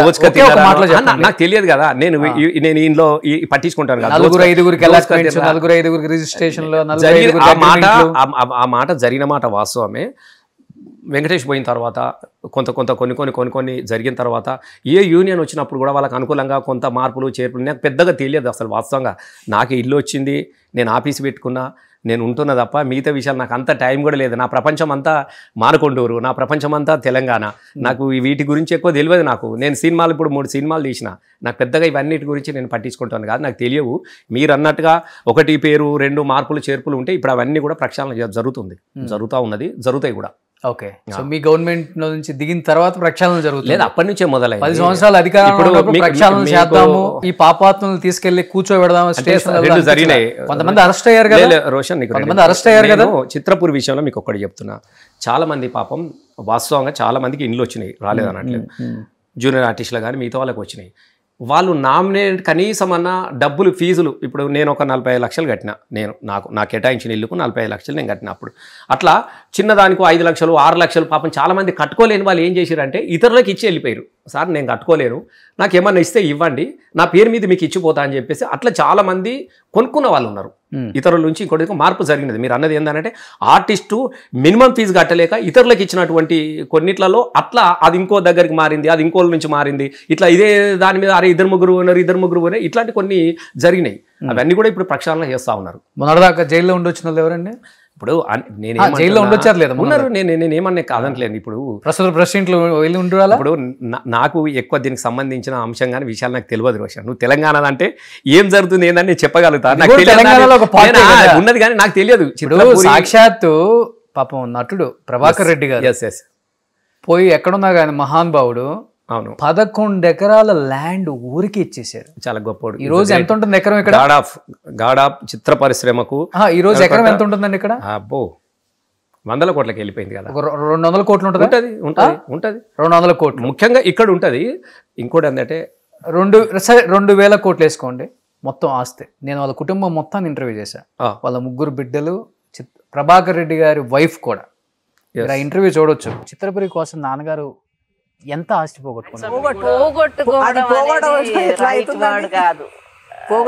ఎలా అవుతుంది? గవర్నమెంట్ కి డబ్బు ఏమో ఆడ ఉండుంటే అది కూడా భూదానం చేస్తున్నామో మీరు అలా అనుకుంటారు? అలానే అనుకుంటాం. మా నాన్నగారి సంగతి మాకు తెలియదా అండి, అదే చేసి ఉంటారు. లేదులేండి, అంటే ఇట్స్ నాట్ పోగొట్టుకోవడం కాదు, ఇట్స్ అన్ అచీవ్మెంట్. పోగొట్టుకోవడం అంటే క్రెడిట్ రానివ్వట్లేదు కదా. అవసరం లేదు, నేను చెప్పాను కదా, ఇచ్చినప్పుడు దాన్ని ఫలితం ఆశించనక్కర్లేదు. అట్లీస్ట్ మనం క్రెడిట్ కూడా అవసరం లేరు కాబట్టి మనం ఇచ్చే గౌరవం అనుకోవచ్చు దాన్ని. ఇట్లా అని కాదు, ఇండస్ట్రీ అన్నప్పుడు ఇట్స్ లైక్ అ ఫ్యాక్టరీ అండి. దాంట్లో ఇండస్ట్రీ అంటే ఎవరు వర్కర్స్ మేకప్ దన్ ఇండస్ట్రీ. వాళ్ళు పనిచేస్తే కదా ఒక సినిమా బయటకు వెళ్ళేది. ఆ క్రెడిట్ అంటారా, ఆ క్రెడిట్ ఎప్పుడైనా వస్తుంది, ఉంటది. అసలు అది ఎవరు తీసుకోలేరండి. I think it will not go anywhere. ఆ తర్వాత ఇంకొకటి ఏంటంటే ఇంతమందికి మెయిల్ చేశారు కదా, వాళ్ళంతా హ్యాపీగా ఉన్నారు. సో అంతమంది హ్యాపీగా ఉన్నారు కదా, ఇంకా ఏదో లేదని మేము ఎందుకు బాధపడాల్సిన అవసరమే లేదు. అసలు ఎంతమంది మీరు నమ్మరు, కొన్ని వేల మంది పొద్దున్న లేస్తే నాన్నకి చేతులెత్తి దండం పెట్టుకునే వాళ్ళు కొన్ని వేల మంది ఉన్నారు. సో అవన్నీ మనం వెళ్ళి ఇప్పుడు చూడలేం కదా. ఇప్పుడు ఎంత చేసినా ఆ గ్రేట్నెస్ రాదు కదండి. ఇంకంతకన్నా ఇంకేం కావాలి. Love sought is good but given unsought is better. వెళ్ళి అడుక్కునే అవసరం లేదు. ఆ ప్రేమ ఎలాగో వాళ్ళు ఎంత ప్రేమ చూపిస్తున్నారు కదా, అది చాలు. అంటే మీరంటే చేసింది నాన్నగారు ఎవడో క్రెడిట్ కొట్టేస్తున్నారు, కావాలని ఏదో చేసేస్తున్నారు అక్కడ అని క్రెడిట్ తీసుకుంటున్నారు ఏదో వాళ్ళు. అంటే once in one of a kind లో వాళ్ళదే కష్టం ఉంది అన్నట్టుగా చేస్తున్నారు. చేసుకోనివ్వండి, పర్వాలేదు. కొంతమంది చెప్పారులేండి, ఏం తీసుకున్నారు రెడ్డి గారు, అంత గుట్టలు ఇచ్చిపోయారు, మాకు ఎంత కష్టపడుతున్నాము అని అన్నారు. సరే, did you even have a dream of that? నోనా. Did you even wish something for others? నోనా. Why crib? నేను అదే అంటాను. నాతో చాలా మంది ఆర్గ్యుమెంట్ పెట్టుకుంటారు, అమ్మ మీతో మాట్లాడలేమని వెళ్ళిపోతారు కూడా. చిత్రపురి గురించి అడిగితే వాళ్ళు ఇక్కడ సంబంధించిన చిత్రపురి 11 ఎకరాలు ఏదైతే ఉందో దీంట్లో ఒక ఫ్లాట్ కూడా మేము ఎరగం. ఏ కార్యక్రమానికి కూడా మమ్మల్ని పిలవరు. ఏంటో ఈ ల్యాండ్ ఏదో వాళ్ళ బాబుల సొమ్ము, వాళ్ళ తాతల సొమ్ము లాగా ఫీల్ అవుతారు. ఇప్పుడు ఇంతమంది విగ్రహాలు పెట్టారు చూడండి. ఆయన మహాత్ముడిది ఎక్కడ కాంస్య విగ్రహం పెట్టచ్చు ఒకటి, ప్రభాకర్ రెడ్డి గారు. వాస్తవంగా చెప్పుకుంటే ఎక్కడన్నా పెట్టారా చూపించండి. చిన్నది ఒకటి పెట్టారు ఇక్కడ. ఎక్కడో ఎవరి బాబు సొమ్మండి ఇది. వాళ్ళు నిజంగా ఇంగిత జ్ఞానం ఉన్నవాళ్ళు కాబట్టి, గొప్పవాళ్ళు కాబట్టి వాళ్ళ బిడ్డలు సైలెంట్గా ఉన్నారు. ఇంకొకళ్ళు అయితే దీన్ని ఇంకొకలాగా తీసుకెళ్లేవాళ్ళు. ఈ చిత్రపూర్ని ఆయన ఇచ్చిన ఫ్రీ ల్యాండ్ని దీన్ని బిజినెస్ చేసుకొని వాళ్ళ వాళ్ళ పిల్లలకి పోగు చేసి పెట్టారు. కానీ ఎవడవండి దీనివల్ల బాగుపడ్డారు? 2 విషయాలు. సరే, మంచితనము, ఒక మహనీయుడిగా చాలామంది చిత్ర పరిశ్రమలో సంపాదించుకున్న వాళ్ళు ఉన్నారు, అందరు ఉన్నారు. కానీ చాలా తక్కువ వాళ్ళ జీవితాలను, వాళ్ళు సంపాదించుకున్నటువంటి ఆస్తులను త్యాగం చేసిన వాళ్ళు చాలా తక్కువ ఉంటారు. అందులో ప్రభాకర్ రెడ్డి గారు మాత్రం చిరస్మరణీయుడు, చిరస్థాయిగా ఉండిపోతాడు. సరే, ఎవరు గుర్తింపు చేసినా చేయకపోయినా ఎవరో నన్ను ఆరాధించాలన్న ఉద్దేశంలో ఆయన ఇచ్చి ఉండడు. కానీ నన్ను తలుసుకొని 10 మంది సంతోషంగా ఇండ్లలో ఉండాలి అని కార్మికుల యొక్క చెమట సుక్కలతో ఎదిగిన హీరోలు ఎంతమంది కార్మికుల గురించి ఆలోచించారు. కానీ ఆయన సంపాదించుకున్న ప్రతి రూపాయి ఏ స్టార్ హీరో ఇచ్చాడు? సినిమా కార్మికుల కోసమే పెట్టిండు. కాబట్టి డెఫినెట్గా ఆయనకు రావాల్సినటువంటి గౌరవము నేను నిజంగా చెప్తా ఉన్నా ఇంకా రాలేదు. ఇవాళ నేను 100% చెప్తా ఉన్నా. ఇలా సినిమాలకు గద్దర్ అవార్డులు కాదు, సినిమాకు ప్రభాకర్ రెడ్డి గారి పేరు పెట్టాలి. ఎగ్జాక్ట్లీ. ఆయన చేసిన చిత్ర పరిశ్రమకు, ఆయన చేసినటువంటి త్యాగానికి, ఆయన ఇచ్చినటువంటి గౌరవానికి ఆయన పేరు పెట్టాలి. మేమైతే అందులో తప్పకుండా రేపు మళ్ళీ తెలంగాణ రాష్ట్ర ప్రభుత్వం ఏర్పడిన తర్వాత డెఫినెట్గా మార్పులు ఉంటాయి, అన్నిట్లలో మార్పులు ఉంటాయి. ఈ చిత్ర పరిశ్రమలో ఇంతమంది బాగుపడ్డారు, ఒక గూడు వచ్చింది, ఎవరి వాళ్ళు వచ్చిందో ఇక్కడ ఉండే వాళ్ళకి తెలియదా? ఎందుకు తెలియదు? వాళ్ళు పెట్టినరోజు దాన్ని వ్యతిరేకించాలా లేదా? ఇప్పుడు గొప్ప సోకాల్డ్ స్టార్లు ఒక సెంటు భూమి ఇవ్వడానికి చచ్చిపోతారు. అలాంటిది ఆయన ఒక నటుడు మాత్రమే. అవునవును. అలాంటి వ్యక్తి 11 ఎకరాలు ఈ రోజు 2,000 కోట్ల రూపాయల ఆస్తిని దానదత్మంగా ఫ్రీగా ఇచ్చేసి 4 బిడ్డలు ఆయనకి. బిడ్డలు లేరనుకోని ఇచ్చేస్తే అది వేరే విషయం. 4 బిడ్డలు ఆయనకు. అవునవును. మొదటి నుంచి గొప్ప మనసున్నాడు, గొప్ప గౌరవ కుటుంబం నుంచి వచ్చినాడు కాబట్టి ఆయనకు ప్రజల కష్టాలు కన్నీళ్లు తెలుసు కాబట్టి ఆయన త్యాగం చేయగలిగాడు. ఎవరూ చేయలేరు. నేను చెప్తున్నా కదా, ఎవరు కూడా చేయలేరు. భగవంతుని దగ్గరకు పోతే కూడా మనమే ఓ కొబ్బరికాయ, ఓ అగరబత్తి, చక్కెర పైసలు పెట్టి కొనుక్కొని పోయి ఆడ సమర్పించి వస్తాం. కానీ ఈ భగవంతునికి ఎవరేం సమర్పించలేదు. ఆయన ఏం కూడా కోరుకోలేదు, అంత గొప్పోడు. అవును. ఈయన చెప్తున్నా కదా, నేను వ్యక్తిగతంగా మాత్రం ఆయనను గాడ్ ఆఫ్ చిత్ర పరిశ్రమగానే చెప్తా. గ్రేట్. ఇక్కడ నెక్స్ట్ వచ్చినప్పుడైనా కానీ ఆయనకి సరైన గుర్తింపు అయితే డెఫినెట్ షూర్గా. సో కమింగ్ టు పాయింట్, నిజంగా ఇప్పుడు మీరు గద్దర్ అవార్డ్స్ అని చెప్పారు, కానీ నిజంగా గద్దర్ గారికి సినిమాకి సంబంధం ఉందా? గద్దరు ఫస్ట్ నంది అవార్డుని తిరస్కరించిండు. మీరు ఒరే రిక్షాలో పాటకు అవార్డు వచ్చింది కదా, నీ పాదం మీద పుట్టవచ్చు అన్న చెల్లెమ్మ, మల్లె తీగకు పందిరి పోలే, అవార్డుని తిరస్కరించిండు. అన్న సినిమాలను తిరస్కరించిండు, గ్లోబల్ కల్చర్ను తిరస్కరించాడు. కయ్యం పెట్టిందిరో కలర్ టీవీ ఇంటికి వచ్చి టీవీనే వ్యతిరేకించే, కయ్యం పెట్టిందిరో కలర్ టీవీ ఇంటికి వచ్చి, దయ్యం పట్టిందిరో నా పెళ్ళం పోరలకు అని టీవీ మీదనే పాటలు పాడినాడు. గ్లోబలేషన్ వ్యతిరేకించిన వాడు. అట్లాంటి ఆయన తీసుకొచ్చి సినిమాకు రుద్దిండ్రు. అంటే గద్దరన్న పేరును కూడా వాడుకోవాలి అన్నటువంటి ఒక కుసంస్కారంతోనే తప్ప ప్రేమతో కాదు. తెలంగాణ ఉద్యమంలో తుపాకీకి పెట్టినటువంటి రేవంత్ రెడ్డిని వ్యతిరేకిస్తూ పాటలు పాడింది గద్దరన్ననే కదా. గద్దరన్నే పాడిండు కదా, కాంగ్రెస్ ఎవడో నీ కపట నీతి తెలిసిపాయా, కాంగ్రెస్ ఎవడో నీ కుటుల నీతి తెలిసిపాయా అని. కాంగ్రెస్ మీద పాటలు పాడినటువంటి గద్దరన్నను తీసుకొచ్చి మేమేమన్నామనంటే గద్దరన్నకుంటే ఒకటి స్పెషల్ అవార్డు పెట్టు, గద్దర్ అవార్డు అని పెట్టి తెలంగాణలో కూడా ప్రపంచంలో ఉన్నటువంటి మహావాగ్యకారులకు 10 కోట్లు బంగారు కంకణాలు దొడుగు. కానీ మన సినిమా తీసుకొచ్చి ఏం సినిమాకి ఇచ్చారు మీరు చూసిరు కదా, మీరు మొన్న ఏం సినిమా గద్దర్ అవార్డు దేనికి ఇచ్చినాడు, మన అదేంటి అల్లు అర్జున్ సినిమా ఉండే పుష్ప 2కి ఇచ్చిండు. పుష్ప అదేంటి గంధం చెక్కలు ఎట్లా స్మగ్లర్ చేయాలి, అడవిని ధ్వంసం చేసి ఎట్లా స్మగ్లింగ్ చేయాలి అనే దాని మీదనే సినిమా కదా. మొత్తం లారీలలో దొంగతనం తీసుకుపోవడు, నీళ్ళకే తీసుకుపోవడు, ఎవడన్నా పోలీస్ ఆఫీసర్లను చంపుడు. ఆయన ఏం పాడిండు, అడవి తల్లికి దండాలో మా తల్లి అడవికి దండాలో మా, అడవి సల్లా ఉంటే అన్నానికి కొదువాలేదు, పంటలింటికొస్తే పండుగ చేస్తామే, అడవి తల్లికి దండాలు, కొండల నుండి కోనల నుండి గోదారమ్మ పరుగులు చూడు, వంపులు తిరుగుతూ వయ్యారంగా పెనుగంగమ్మ ఉరుకలు చూడు, సెలి మెల సెగలు చూడు, ఎటిలోని ఊట చూడు, జీవనదులతో చుట్టుముట్టువటి గొండన్నల జీవ గడ్డర బాబు, రేలా రేలా రేలా రేలా రేల పాటలను ఆయన పాటలు వాడి అడవిని కాపాడుకుంటే అడవి సల్లా ఉంటే అన్నం ఉంటుంది అని పాడినటువంటి గద్దరన్న అవార్డును అడవిని నరికెత్తే ఎట్లా ఆస్తి పెరుగుతుంది అన్నటువంటి సినిమాకి ఇవ్వడంతో గద్దరన్న గౌరవాన్ని పెంచిరా, గద్దరన్న గౌరవాన్ని కిందికి వచ్చిందా మీరే చెప్పండి. అసలు గద్దరన్న పేరు ఎందుకు అంటే కేవలం ఎలక్షన్ కోసం మధ్యలో కూడా లేరు, అలాంటి వ్యక్తి పేరును ఎందుకు తీసుకొచ్చి నేను చెప్తున్నట ఇంకా నయమైపోయింది. గద్దరన్న చచ్చిపోయింది, సత్యమై బతుకుతున్నాడు. ఆయన కనుక బతుకున్నాక బొంద పెట్టేటోళ్ళు ఇట్లాంటి ఇటుతోని నేను 100% చెప్తా ఉన్నా గద్దర్ అన్నను. కాబట్టి గద్దర్ అన్నది ఒక సామాజిక విప్లవానికి సంబంధించినటువంటి ఒక అవార్డు పెట్టు, ఎవరో దాంట్లో లేరు. గద్దర్ అన్నని ఎవరు తక్కువ చూస్తలేరు, గద్దర్ అన్న గౌరవాన్ని, ఆయన కీర్తిని, ఆయన త్యాగాన్ని ఎవరు తక్కువ చూస్తలేరు. కానీ నువ్వు దేనికైతే పెట్టినవో అది సరైనది కాదు అని మేము మొదటి నుంచి కూడా మేము మొత్తుకుంటూనే ఉన్నాం. మొన్న వచ్చింది కదా, ఆకలిస్తే అన్నం పెడతా, అలిసొస్తే ఆయిలు పెడతా, మూడొస్తే ముద్దులు పెడతా సిన్నోడా, మూడొస్తే ముద్దొచ్చ పాటకు గద్దర్ అవార్డు ప్లీజ్ వెల్కమ్ ఇత్తవా. అసలు ఎటు పోతుందా అంటున్నా నేను. ఇది వచ్చిందా మొన్న దానికి అంటావా మామ అంటావా దానికి గద్దర్ అవార్డు అంటే నేను ఏమంటాను, రేపు వచ్చే పాటలు ఇవే కదా, రేపు ఈ పాటలకు ఇస్తావా గద్దర్ అన్న అవార్డు? ఇప్పటికైనా దాన్ని సవరించుకోవాలి. గద్దర్ అన్నాడు ఒక లెజెండ్ను, నువ్వు గిట్లా ఆయనను గౌరవిస్తలేరు. ఎక్కడో రేవంత్ రెడ్డి గారికి ఆయన మీద బాగా, ఎందుకంటే పోలీస్ పటేల్, మా అయ్య మాలిస్ పటేల్, ఈ పోలీస్ పటేల్ మాలిస్ పటేల్కి వ్యతిరేకంగా పాటలు పాడింది కదా గద్దర్ అన్న. కాబట్టి ఈ విధంగా గద్దర్ అన్న మీద కక్ష తీర్చుకుంటున్నామో అనిపిస్తున్నది. పైకి మాత్రం గద్దర్ అన్న దేవుడు అవార్డు అంటుడు, లోపల మాత్రం గిట్లాంటికి ఇచ్చుకుంటా గిట్లాంటి చేసుకుంటా గద్దర్ అన్నని హింస పెడుతున్నాడు, గద్దర్ అన్న కీర్తిని తొక్కేస్తున్నాడు. మీరు ఉద్యమంలో ఉన్నప్పుడు రేవంత్ రెడ్డి గారు అసలు ఏంటి, ఆయన ఎలా ఉండేవాళ్ళు, అసలుకి ఎలా ఆయన ఫైటింగ్ ఎలా ఉండేది? ఏం ఫైటింగ్ లేదు. రేవంత్ రెడ్డి మొదటి నుంచి కూడా రాజకీయ అవకాశవాది, రాజకీయమైనటువంటి కాంక్ష విపరీతంగా ఉంటుంది. అది తప్పు నేను కాదనట్లేను. కానీ తను ఎదగడానికి కోసము దేనికైనా సిద్ధపడతాడు.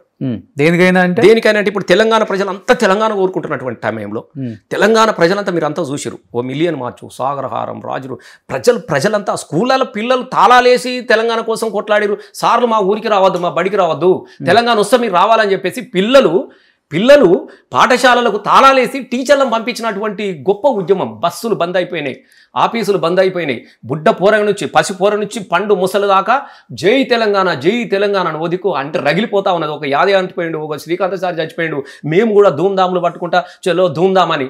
కడుపులున్న పిండం అడిగి డప్పులా డడ్డనక చూడు, తెలంగాణ పోరు చూడు, తెలంగాణ పోరు చూడు, కౌలు కళాకారులతోని తెలంగాణ ఉడికిపోతున్నది. కడుపులున్న పిండం అడిగింది, కనబోయే తల్లిని పూరు చెయ్యా జల్ది కనమంది, నెలలు నిండని పసిగుడ్డు తల్లి పొత్తి కడుపులను తన్నుకుంటా, అమ్మా నన్ను తొందర కనమ్మా, నేను జై తెలంగాణ బట్టి పోరాటం చేస్తా అన్నటువంటి గొప్ప పోరాటం సాగిస్తున్నటువంటి సందర్భం. కొండాలల్లో కోయిలమ్మ పాట పాడుతున్న జై తెలంగాణ, చెట్టు పుట్ట చీమ జై అని ఓరెత్తుతున్నటువంటి సందర్భంలో తెలంగాణ ప్రజల మీద చంద్రబాబును పట్టుకొని తుపాకీ ఎక్కిపెట్టినటువంటి వ్యక్తి రేవంత్ రెడ్డి.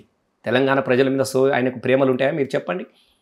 2014లో మళ్ళీ తెలంగాణ చంద్రబాబు నుంచే పోటీ చేసిండు కదా, ఆయనకేం ప్రేమలు ఉంటాయి? ఆయనకు పదవి కావాలి, కాంక్ష కావాలి. కాబట్టి మెల్లగా చూసిండు, ఇవన్నీ ముసలి అయిపోయినాయి కాంగ్రెస్ వాళ్ళవి, ఇవి ఒడిచిపోయినాయి, వీటిని ఉత్తగా దొక్కాలనుకోండి. బురద అంత బురద అయిపోయింది కాంగ్రెస్, అది గట్టి మన్ను మీటి ఎంత ముసలి అయిపోయి అంత బురద అయిపోయింది.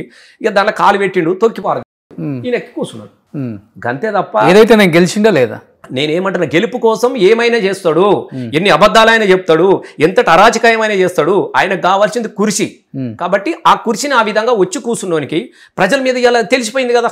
2 సంవత్సరాల ప్రజలు ఏమనుకుంటున్నారు? కేవలం సంక్షేమ పథకాల కోసం చూసి ఓటేశారంటారా, లేకపోతే రేవంత్ రెడ్డి ఈ తెలంగాణలో మంచి పరిపాలన తీసుకురాగలడు, అంత కెపాసిటీ ఉంది, సో కేసీఆర్ కి సరైన ధీటుగా ఎదుర్కొనే శక్తి కేవలం రేవంత్ రెడ్డికి మాత్రమే ఉంది, మనం ఓటేయచ్చని నమ్మి వేశారంటారా మొన్న? కేసీఆర్ అన్నటోడు ఒక శక్తి, ఒక అనంతమైనటువంటి శక్తి. కేసీఆర్ లక్ష్యాన్ని మీకు గుర్తుపెట్టుకోండి. నేనేదో ఆయన ఎమ్మెల్యేగానో నేను పొగుడతలేను, దయచేసి మీకు ఒకటి చెప్పాల్సిందని చెప్తా ఉన్నా. ప్రపంచ చరిత్రలో ఒక 14 సంవత్సరాలల్లా మీకు చెప్పాలి, ఈ రాష్ట్రం ముగిసిపోలే ఒక ఉమ్మడి రాష్ట్రంని, తెలంగాణ రాష్ట్రాన్ని సాధించినటువంటి వ్యక్తి కేవలం కేసీఆర్ గారు. జార్ఖండ్ సిబు సోరెన్ 100 సంవత్సరాలు కొట్లాడారు ఒక రాష్ట్రం కోసం, తీసుకొచ్చిండు. ఆయన కీర్తి, ఆయన స్థాయి ఎవరు కూడా చేరుకోలేడు. కానీ 25 సంవత్సరాలు కేసీఆర్ని చూసిరు ఇక్కడ. 2001 నుంచి 2023 దాకా కేసీఆర్ తప్ప ఇంకొకడు ఉన్నాడు ఇక్కడ తెలంగాణలో, ఆయన లీడర్. కాబట్టి అదే సమయంలో అనేకమైనటువంటి అబద్ధాలు కావచ్చు, సహజంగానే జనాలకు ఏముంటాయి, ఆశావాదులు ఉంటారు.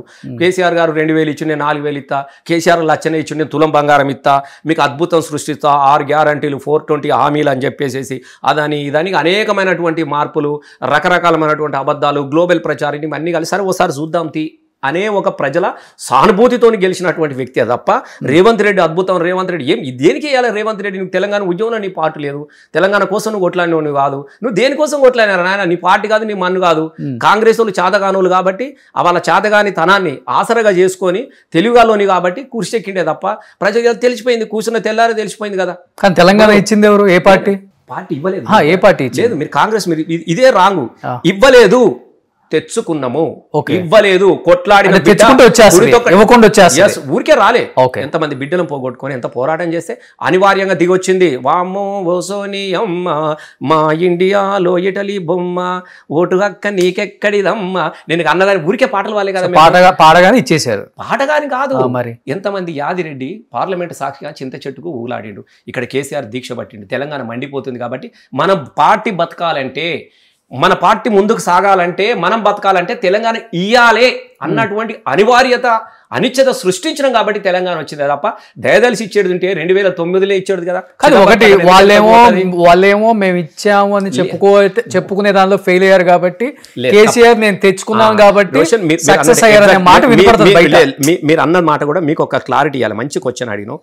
నిజంగానే మీరు తెలంగాణ ఇచ్చిండ్రు అని చెప్పుకునే అర్హత ఎప్పుడుండే? 2009లో ఉండే. మీకు 2009లో చిదంబరం కామన్ మినిమం ప్రోగ్రామ్ పెట్టి చిదంబరం ప్రకటన వచ్చింది, తెలంగాణ ఇస్తున్నామని చెప్పేసి. అప్పుడే నిజంగానే మీరు ఇస్తే తెలంగాణ ఇచ్చినట్టు లెక్కుండే. కాంగ్రెస్ ఇచ్చినట్టు ఇచ్చి ప్రకటన వెనుకకు తీసుకున్నప్పుడే కదా శ్రీకాంత్ సార్ చచ్చిపోయిండు. దానికి నిరసనగా అక్కడి నుంచి మొదలైనది, అక్కడి నుంచి ఆత్మహత్యలు మొదలైనవి అని అంటే వేలాది మంది బిడ్డలు చచ్చిపోయారు. ఎంత తెలంగాణ ఆగమైపోయింది. కాబట్టి మండింది. ఈ మంటల్లో మనము మాడి మసైపోకముందే తెలంగాణ ఇవ్వాలి అన్నటువంటి ఒక వాతావరణం సృష్టించడం.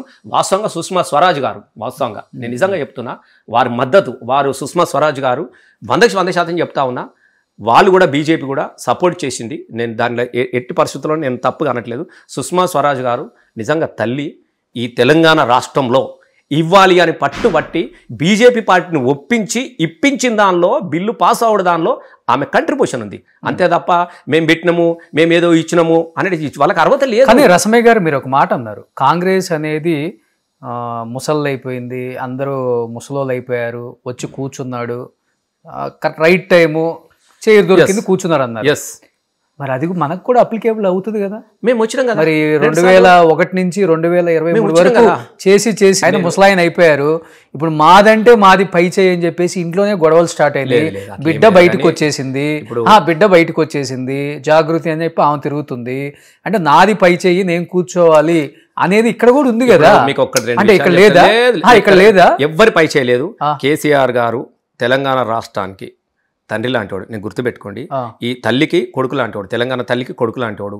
కాబట్టి తెలంగాణ ఇంత గొప్పగా కూతురు ఎవరి ఇష్టం వాళ్ళకు ఉంటది. కూతురు ఆమెకు స్వతంత్ర భావాలు ఉండయా? మరి మేనకా గాంధీ ఎందుకు వచ్చింది? గాంధీ కుటుంబం నుంచి. నేను మీరు వినండి,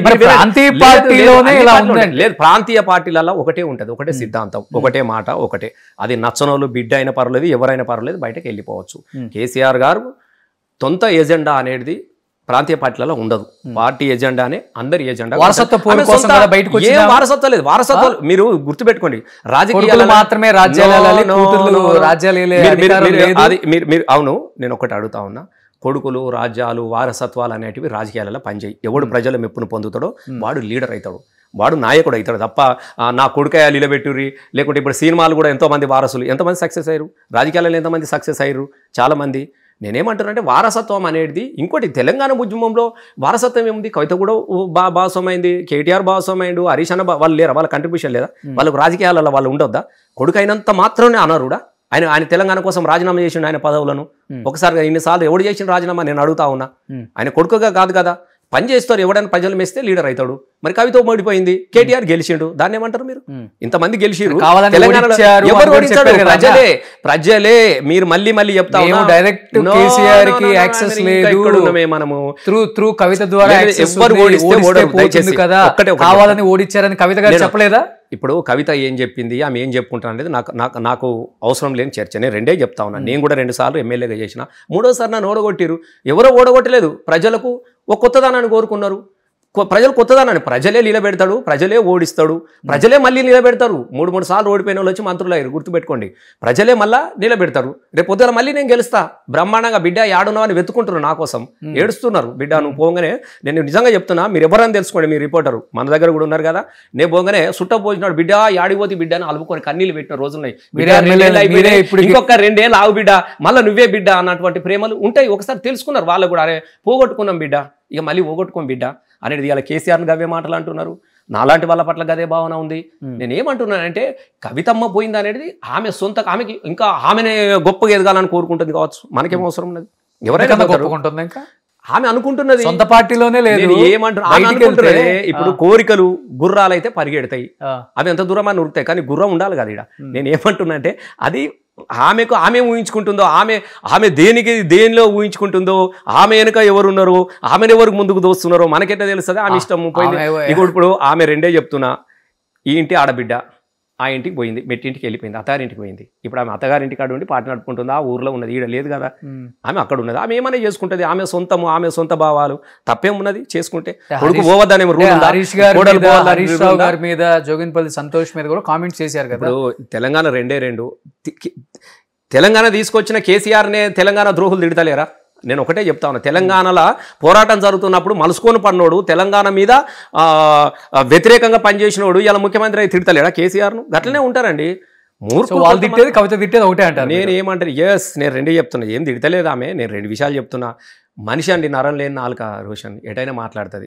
గంత గవ్యాన్ని పట్టించుకుంటారు ప్రజలు కదా. నువ్వు తిట్టినా ఏం చేసినా బిడ్డను కొంచెం ఓపిక ఉండి బిడ్డ. కవిత డైరెక్ట్గా అనేస్తున్నారు నరం లేని నాని. కానీ నేను ఒకటే 2 విషయాలు చెప్తా. కవితను ఆ ఇంటి ఆడబిడ్డగా మాకు ఆమె పట్ల ఎప్పుడు కూడా మాకు గౌరవం ఉంటుంది, మేము ఎప్పుడు అనలే. కానీ రాజకీయపరమైనటువంటి విభేదాలు ఉన్నప్పుడు మాత్రం 100% మేము ప్రశ్నిస్తాం. ఎవరైనా ప్రశ్నిస్తాం, మేము ఎవరినైనా ప్రశ్నిస్తాం మేము, అంతే. మేము ఇందులో పుట్టినాం, రాజకీయంగా ఇందులోనే ఉన్నాం, ఇందులోనే పనిచేసినాం. ఈ పార్టీకి నష్టం చేసే ఎవరి మీదనైనా మేము మాట్లాడతాం. కానీ కేసీఆర్ గారి తర్వాత ఇన్ ఫ్యూచర్ కేటీఆర్ గారిని ఎక్కువగా అభిమానించే ఎమ్మెల్యేలు ఉన్నారా, లేకపోతే హరీష్ రావు గారిని ఎక్కువగా అభిమానించే ఎమ్మెల్యేలు? ఇప్పుడు అందరిది ఒకటే కుటుంబం. 2 విషయాలు. కేటీఆర్ని ఎక్కువ మందా, హరీష్ అన్నను ఎక్కువ మంది. కేటీఆర్ను గౌరవించిన వాళ్ళంతా హరీష్ అన్నను గౌరవిస్తారు, హరీష్ అన్నను గౌరవించిన వాళ్ళంతా మాలాంటి వాళ్ళ మీద కూడా ప్రేమలు చూపిస్తారు. దాంట్లో ఏమి లేదు, మనం అనుకుంటున్నాం ఊహలు. ఇప్పుడు హరీష్ వేరు, కేటీఆర్ ఎవరైనా అంతా కేసీఆర్ బిడ్డలే, మీరు గుర్తుపెట్టుకోండి. కేసీఆర్ బిడ్డలే ఎవరైనా. కాబట్టి వాళ్ళ అంటారు అంటే హరీష్ రావు గారిదేమో కడుపులో కూడా తీసిపెట్టే గుణం ఉంటుంది, కేటీఆర్ గారిదేమో కొంచెం అది కొంచెం వేరు ఉంటుంది, కొంచెం హై లెవెల్. నీకు 2 విషయాలు చెప్తా. ఇప్పుడు సుమన్ టీవీలో ఉంది, రోషన్ ఇంత పాపులర్ ఉన్నాడు, చాలామంది ఇంటర్వ్యూలు చేసినారు. కానీ వాళ్ళదొక టైప్ ఉంటుంది, నీళ్ళొక టైప్ ఉంటుంది. ఒకరిదేమో గదించి అడిగినట్టుగా ఉంటుంది, నిజం ప్రేమతో అడిగినట్టుగా ఉంటుంది. ఎస్, ఇందులో కూడా గంతేనే, వాళ్ళ వాళ్ళ వ్యవహార శైలిలు ఉంటాయి. ఇంటర్వ్యూ ఇప్పుడు నా స్టైల్ నీకు రాదు, నీ స్టైల్ నాకు రాదు. నీకు రెండే విషయాలు చెప్తున్నా. నీ స్టైల్ నాకు రాదు, నన్ను ఇంటర్వ్యూ చేయాలన్నా నేను ఇంటర్వ్యూ చేయాలన్నా నా స్టైల్లో చేస్తా, నువ్వు నీ స్టైల్లో చేస్తావు. కాబట్టి ఎవరి పరిధి వాళ్ళకు ఉంటుంది. హరీష్ అన్న మాట హరీష్ అన్నది ఒక తీరు ఉంటుంది, రామ్ అన్నది రామన్న. ఎవరి లైఫ్ స్టైల్ వాళ్ళ స్టైల్ వాళ్ళకు ఉంటుంది. ఇప్పుడు రామన్న ఒక తీరైన డ్రెస్ వేస్తాడు, హరీష్ అన్న ఒక రకమైన డ్రెస్ వేస్తాడు. మా రామన్న ఎప్పుడు ఇంటికి తెల్లగానబడి, హరీష్ అన్న నల్లగా పోయి ఎప్పుడు రంగులేయడు. నేను ఏం చెప్తాను, ఒకరికొక సహజత్వంతో కూడుకున్నటువంటి లైఫ్ స్టైల్ ఉంటుంది. అంతే తప్ప ఇద్దరు ప్రేమగల్లోలే. నేను 100% చెప్తున్నా, ప్రేమల్లో ఇద్దరు ప్రేమగల మనుషులే. ఏంటి కేసీఆర్ గారి హెల్త్ అంతా సెట్ అయిందా? బ్రహ్మాండంగా ఉన్నాడు. హరీష్ రావు గారు నాన్న చనిపోయినప్పుడు కూడా కొంచెం ఇంకా సిక్నెస్ ఉంది, కాలు ఇంకా కొంచెం సెట్ కాలేదు.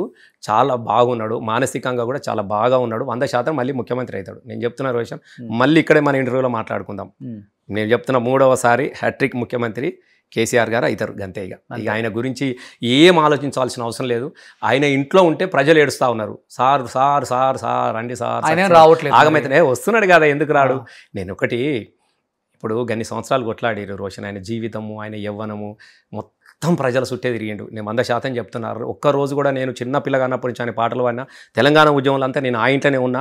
కేటీఆర్, హరీష్ అన్న ఆ ఇంట్లో ఎట్లా పెరిగిరో నేను కూడా ఆ ఇంట్లో పెరిగినటువంటి వాడిని దగ్గర కూడా చూసినా. నేను అక్కడే తిన్నా, అక్కడనే పాట పాడినా, అక్కడే నేర్చుకున్నా. అన్ని వ్యవహారాలన్నీ నేను చూసిన. ఆయన ఎప్పుడు కూడా 1-2 గంటలు నిద్రపోయిన వ్యక్తి కూడా కాదు. నిజంగా చెప్తా ఉన్నా, ఇట్స్ ఎ గ్రేట్. ఎవరు నచ్చినా నచ్చకపోయినా ఒక నాయకుడు. అనేక మంది, మీకు ఇది కూడా చెప్తున్నా, చాలా మంది మేము అందరు ఉంటారండి ఉద్యమంలో, అనేక మంది. నేను లేనా, నేను పాటలు వాలేదా, ఎగిరినోడు మాట్లాడినోడు, కానీ అందరికీ ఒక నాయకుడు అంటే ఒకరు ఉంటారు కదా. నేను ఒకటే చెప్తాను, ఇప్పుడు మాస్టర్లు ఉంటారు, టీచర్లు, చదువు చెప్పు, హెడ్ మాస్టర్ అయితే ఉంటాడు కదా, హెడ్ మాస్టర్ ఉంటాడు కదా. లెక్కలు సార్ లెక్కలు చెప్పిపోయిండు, సైన్స్ సార్ సైన్స్ చెప్పిండు, తెలుగు సార్ తెలుగు చెప్పిండు. ఇవన్నింటినీ చెప్పే టైం టేబుల్ ఇచ్చే ఒక హెడ్ మాస్టర్ ఉంటాడు కదా. ఆ హెడ్ మాస్టరే కేసీఆర్.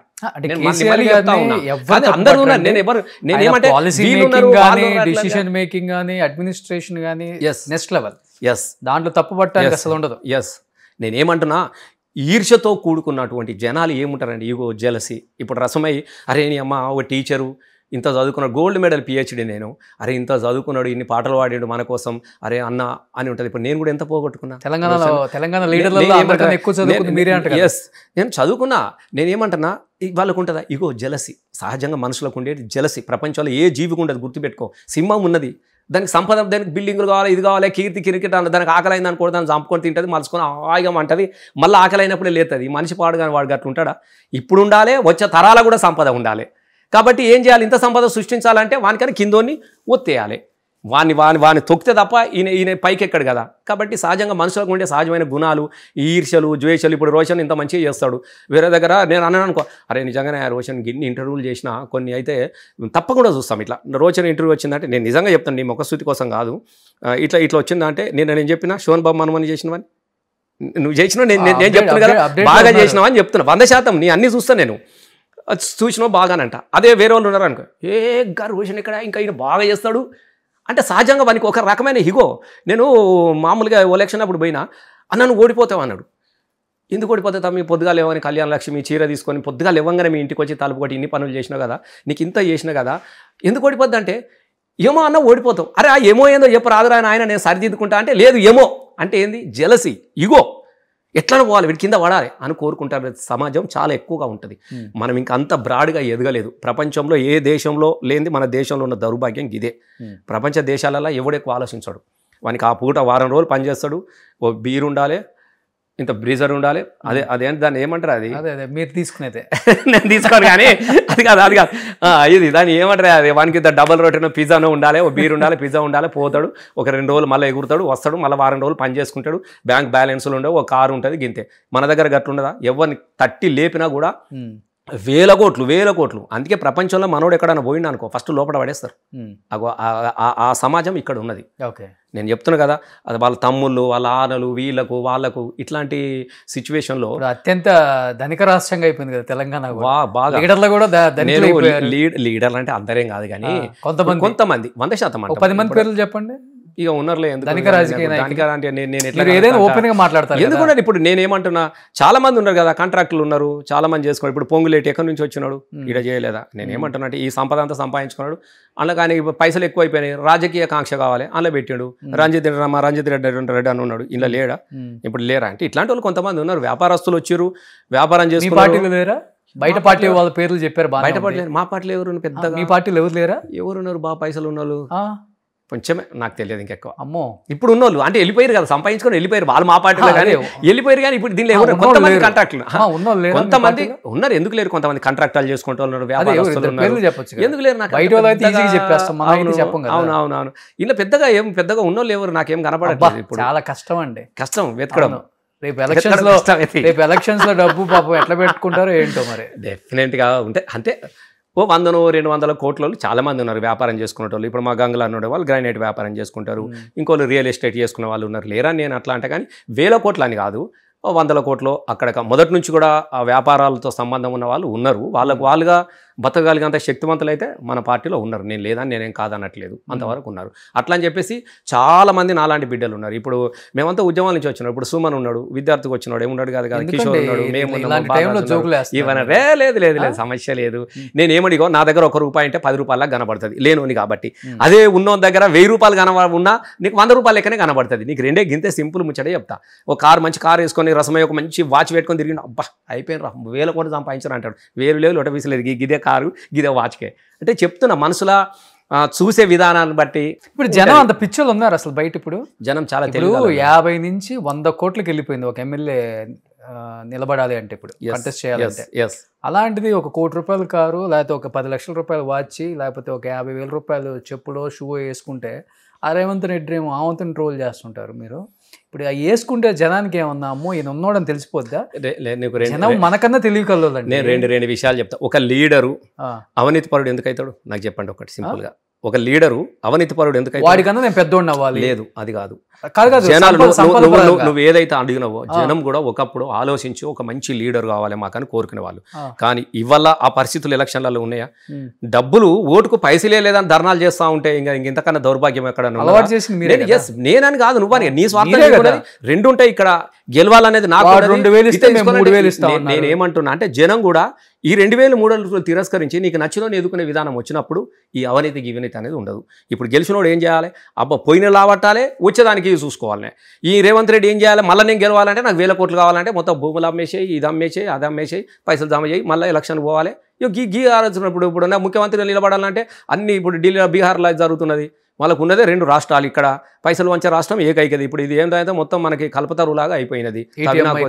ఏటీఎం ఎక్కడ ఢిల్లీలో కాంగ్రెస్కు భారతదేశంలో ఎక్కడ ఎలక్షన్లు వచ్చినా ఏటీఎం కార్డు ఇడిపించేది ఎక్కడ? ఇక్కడ నుంచి ఏం చేస్తాడు రేవంత్ రెడ్డి? అని మిషన్లు గుద్దేడు ఉన్నదా?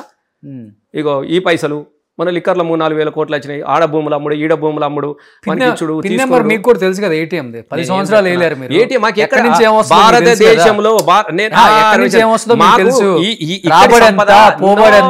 మీకు ఈ తెలంగాణ రాష్ట్ర సంపద అంతా తెలంగాణకే ఖర్చు పెట్టడం తప్ప ఈ సరిహద్దులు దాటి తెలంగాణ సరిహద్దులు దాటి బయట పోయే అవకాశం అవసరం మాకు లేదు కదా. మరి ఇవాళ వీళ్ళది అట్లా కాదు కదా. మా జాతీయ పార్టీ అంటే నువ్వు ఎక్కడన్నా ఎలక్షన్ జరగని కాక నీకు ఉన్నది ఏది? లావో నువ్వేమైనా చేసుకోరా భయ్యాడా. నువ్వు ఏదైనా అమ్ముకో, రక్తం అమ్ముకో, కిడ్నీలు అమ్ముకో, మనుషులను అమ్ముకో, ఏదైనా చేసుకో, భూములను అమ్ముకో, కానీ పైసా ఓనా మేరకు చలో బేజావు, పైసా బేజావు. ఏం చేస్తాడు? మొత్తం పెట్టిండిగా. ఇక ఇప్పుడు ఈ కాంట్రాక్టరు ఆ కాంట్రాక్టరు ఏముంటారు చెప్పండి మీరు? భూములు అమ్ముకుంటాడు, ఇవి రియల్ ఎస్టేట్ చేసుకుంటాడు, పైసలదే అనుకుంటే అయిపోయినాయి. ఇప్పుడు ఎవడు భూములేనన్నా రియల్ ఎస్టేట్ కొనసాగుతా ఉందా? ఎవడన్నా కనీలు బాతడానికి భయపడుతున్నాడు. ఎవడన్నా కొత్త కన్స్ట్రక్షన్ ఉన్నే మొత్తం హైదరాబాదులో 13,000-14,000కి ఎస్ఎఫ్టీ జరిగేది ఇలా 6,000-7,000కి ఇస్తా అంటే కూడా ఎవరు తీసుకుంటలేడు. మీరు ఒక్కసారి ఓఆర్ఆర్ చుట్టి ఎన్నడన్నా మీకు టైం ఉన్నప్పుడు ఒకసారి కెమెరాలు పట్టుకొని మీరు వెళ్ళండి. ఇవాళ మొత్తం పతనం అయిపోయినది. వాడు కనుక ఇట్లా లేపిండి అనుకో, నాకు ఇంత ఎస్ఎఫ్టీకి ఇంత ఇవ్వాలంటే ఎక్కడ పెట్టుకోవాలి, ఏది పెట్టుకోవాలనే పరిస్థితులు వచ్చినాయి. నేను చెప్తున్నా దానికోసం ఒక సిండికేట్ ఏర్పడ్డది. కానీ మీరేమో ఇలా అంటారు. 55 సంవత్సరాలు రేవంత్ రెడ్డికి.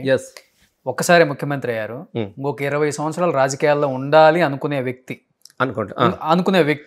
ఇంకొక 20 సంవత్సరాలు నేను ఉండాలనుకునే వ్యక్తి తెలంగాణ రాష్ట్రాన్ని అతలాకుతలం చేసేసి అంధకారంలోకి నెట్టేసి నా రాజకీయ భవిష్యత్తుని నా చేతులారా నేనే తుడిపేసుకుందామని అనుకుంటాడా?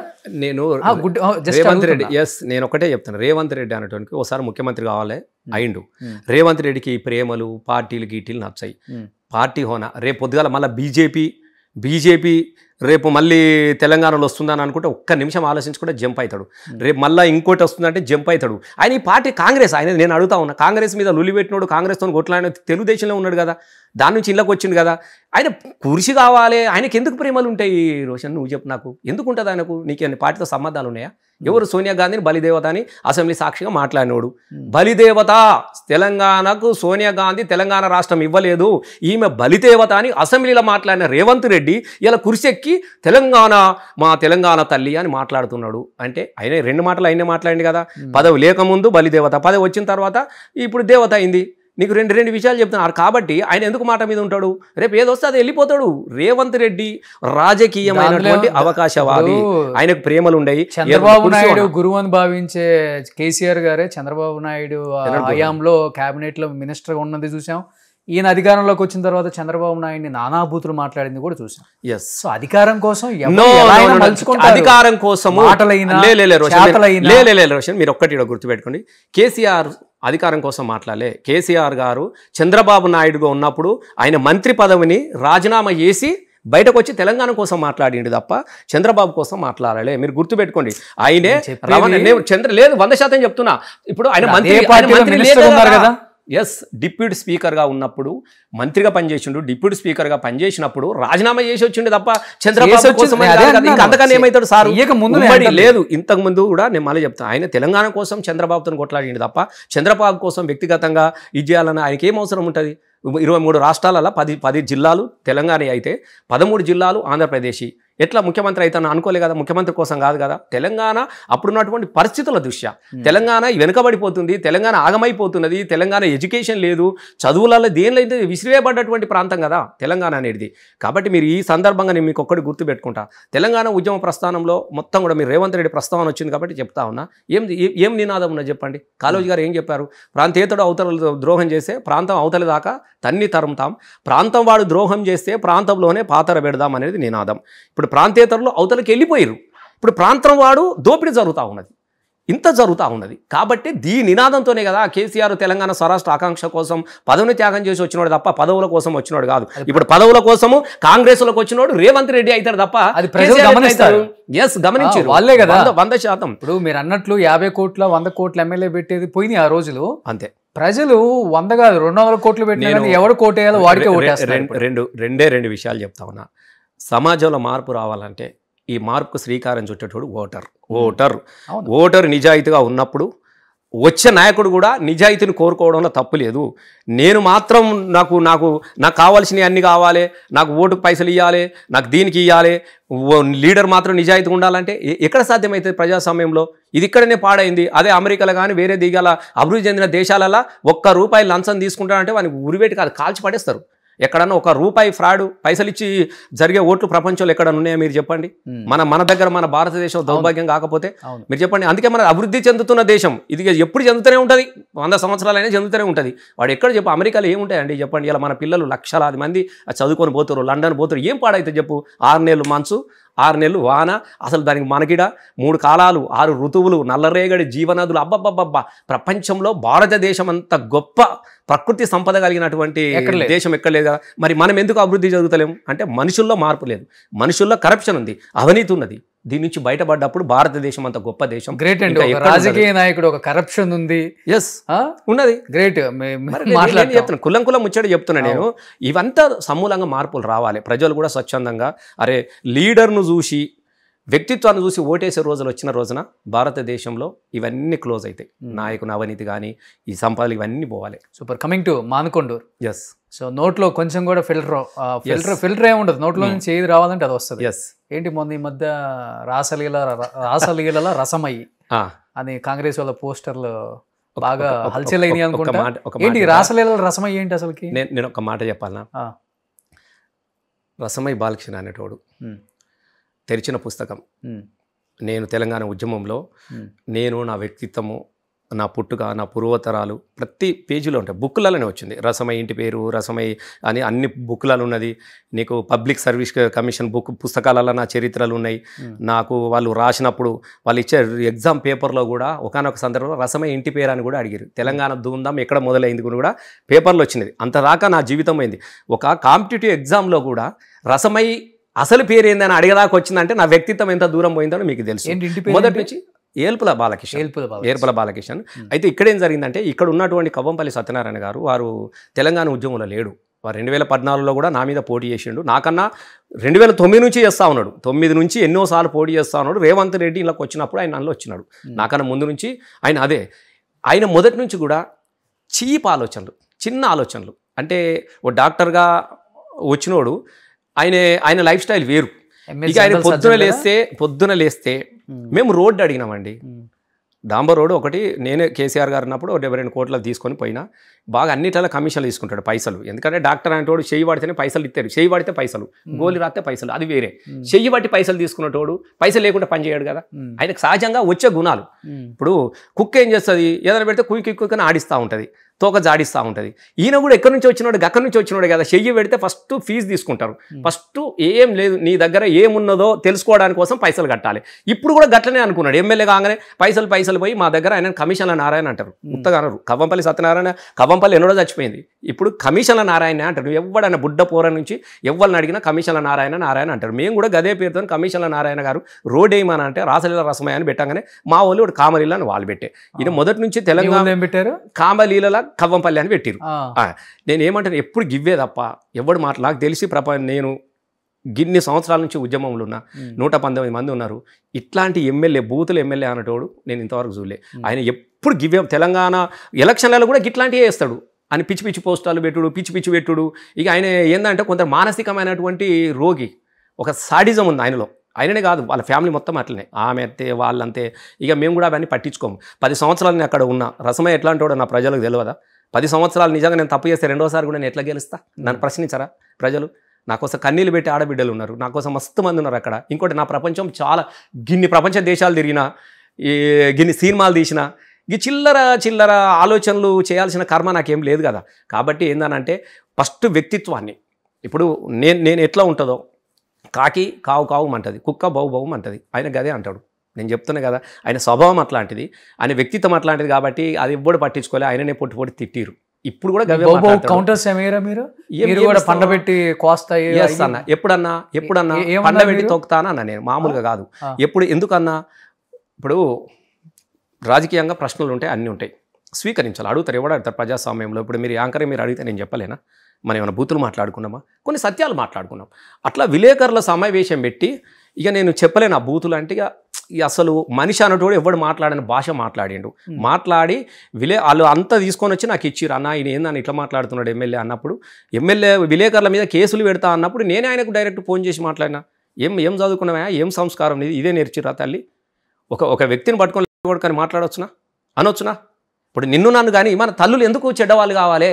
నువ్వు నాతో నన్ను మాట్లాడు అన్నప్పుడు, బిడ్డ నీ పద్ధతి మార్చుకోకుంటే బరాబరి నీ క్యాంప్ ఆఫీస్ వచ్చి పండబెట్టి తొక్కుతా అని చెప్పి ఆయన మాట్లాడి చాలా చిల్లర మాటలు మాట్లాడితే బరాబరి ఇప్పుడు కూడా చెప్తా ఉన్నా. నేనేం భయపడేటోని కాదు. సావును ప్రతిరోజు సంకనేసుకొని నేను ప్రజలతో పోరాటం చేసినోని. నువ్వు మంచిగా ఉంటావు అనుకో, 100% ఆయన రెస్పెక్ట్ చేస్తావు, గౌరవిస్తావు. ఒక మెంబర్ ఆఫ్ లెజిస్లేటివ్ అసెంబ్లీ, నేను కూడా 10 సంవత్సరాలు ఉన్న ఒక ఎమ్మెల్యేకి ఇచ్చే గౌరవం ఇస్తాం. ఎప్పుడు ఇస్తాం? నేను ప్రజలు గౌరవంగా ఉన్నప్పుడు మాత్రమే నాకు ఆ గౌరవం దక్కుతుంది తప్ప నువ్వు అందరిని కూడా బానిసలాగా చేసి నేను ఆయన గురించి అసలు ఆయన గురించి నేను మాట్లాడద్దు అనుకున్నాను. ఎందుకంటే చిల్లర ఆయన గురించి మాట్లాడి మన టైం వేస్ట్ చేసుకోవడము అసలు మాట్లాడినంత వ్యక్తి కూడా కాదు. ఎందుకంటే తెలంగాణ ఉద్యమంలో ఎప్పుడు లేడు, ఏది లేదు. 20 ఏళ్ళు తిరిగితే ఇప్పుడు ఒకసారి అవకాశం వచ్చింది. నేనే ఆయనకు మంచిగా చెప్పిన, అన్న ఎమ్మెల్యే అనేది చాలా గొప్ప అవకాశము, మంచిగా పని చేసుకో, దయచేసి మంచి పేరు సంపాదించుకో. నేను ఇన్ని చేసినా కూడా నన్ను ఓడగొట్టిరు. దయచేసి నువ్వు మంచి పని చేసుకో, నువ్వు గొప్పగా ఉంటే అప్పుడు మాట్లాడుకుంటుంటా ఫోన్లో అప్పుడప్పుడు. ఇప్పుడు కాదు, స్టార్టింగ్లో ఒక రోజు చెప్పిన, నువ్వు మంచిగా భాష మార్చుకో, నువ్వు మంచిగా ఉండు, ఇవన్నీ బంద్ చేయని చెప్పిన. ఇప్పుడు ఏ ఒక్కరు పోయినా ఆయన మొత్తం అన్ని ఎవడన్నా ఎమ్మెల్యే అన్నటువంటి క్యాంప్ ఆఫీస్కి 7 ముద్రల దర్వాజాలు చూసినావు ఏమన్నా ప్రజలకు వచ్చినప్పుడు ఆయన దగ్గర ఉంటాయి. బెడ్రూమ్కి ఇదే ఉంటుంది, కిందే ఇదే ఉంటుంది, మీదే ఇదే ఉంటుంది. అది పిచ్చి ఆలోచన. అసలు ఏందో ఆయన ఏం డాక్టర్ నాకు అర్థమైతే లేదు. ఏమైనా మెంటల్ డాక్టర్ ఏమో నాకు తెలియదు, కానీ ఆయన ఏం చదువుకున్నాడో ఏందో నాకు తెలియదు. కానీ జనరల్ సర్జన్ ఏమో ఏందో తెలియదు మరి ఏం సాధ్యం అందు కోసుడు ఉన్నది ఇదే ఇప్పుడు అందరూ ప్రజలు కోస్తున్నాడు ఇక అప్పుడేమో థియేటర్లో కోసేది ఇప్పుడేమో బయటకు వచ్చి కోస్తున్నాడు జనాలను అందరూ తూ అంటారు ప్రామిస్ రోషన్ నేను ఏదో వ్యక్తిగతంగా ఆయన మీద దుష్మనిగా చెప్పట్లేదు మీరు ఎప్పుడైనా మీరు ఎంక్వైరీ చేసుకోండి ఆయన బిహేవియర్ కానీ ఆయన మాటలను చూసి జనాలు అంతా చీ కొడతా ఉన్నారు అక్కడ ఉన్నారు ఇక ఆయన గురించి వదిలేద్దాం మీరు కూడా మంచి చదువుకున్న వ్యక్తి చదువుకున్న వ్యక్తి పాటల రూపంలో ఎంతమంది ఫ్యాన్స్ సంపాదించుకున్నారు మరి ఒక ఎమ్మెల్యే లాంటి వ్యక్తిని పట్టుకొని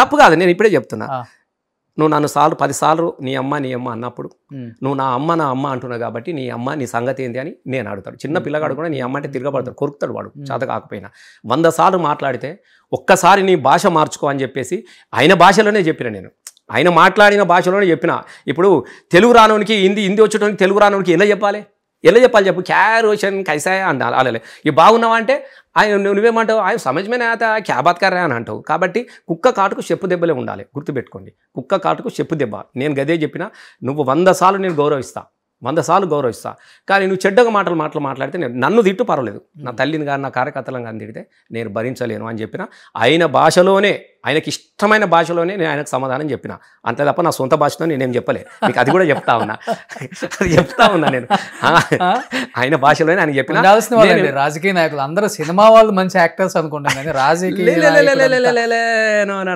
నటుడు నేను నీకు 2 విషయాలు చెప్తా ఉన్నా నేను ఒకటి ప్రజల రెస్పెక్ట్ను నేను చాలా గౌరవిస్తా ప్రజల తీర్పును గౌరవిస్తా నేను ఇప్పుడు కూడా చెప్తా ఉన్నా మీ ద్వారా కూడా చెప్తా ఉన్నా ఆయన అంత ఓపికగల మనిషి కాదు ఆయన మాటలు వినిపిస్తే ఇట్లా కూడా ఉంటారా అన్న అంటావు నువ్వే ఇట్లా కూడా ఉంటారా అంటావు ఇక నాకు వినిపించుకోదలుచుకోలే ఇక గింత మంచి ఇంటర్వ్యూలో ఇట్లాంటివి ఎందుకు పనికిరాను అని పేరు తీసుకొచ్చి అనవసరంగా మన అంతా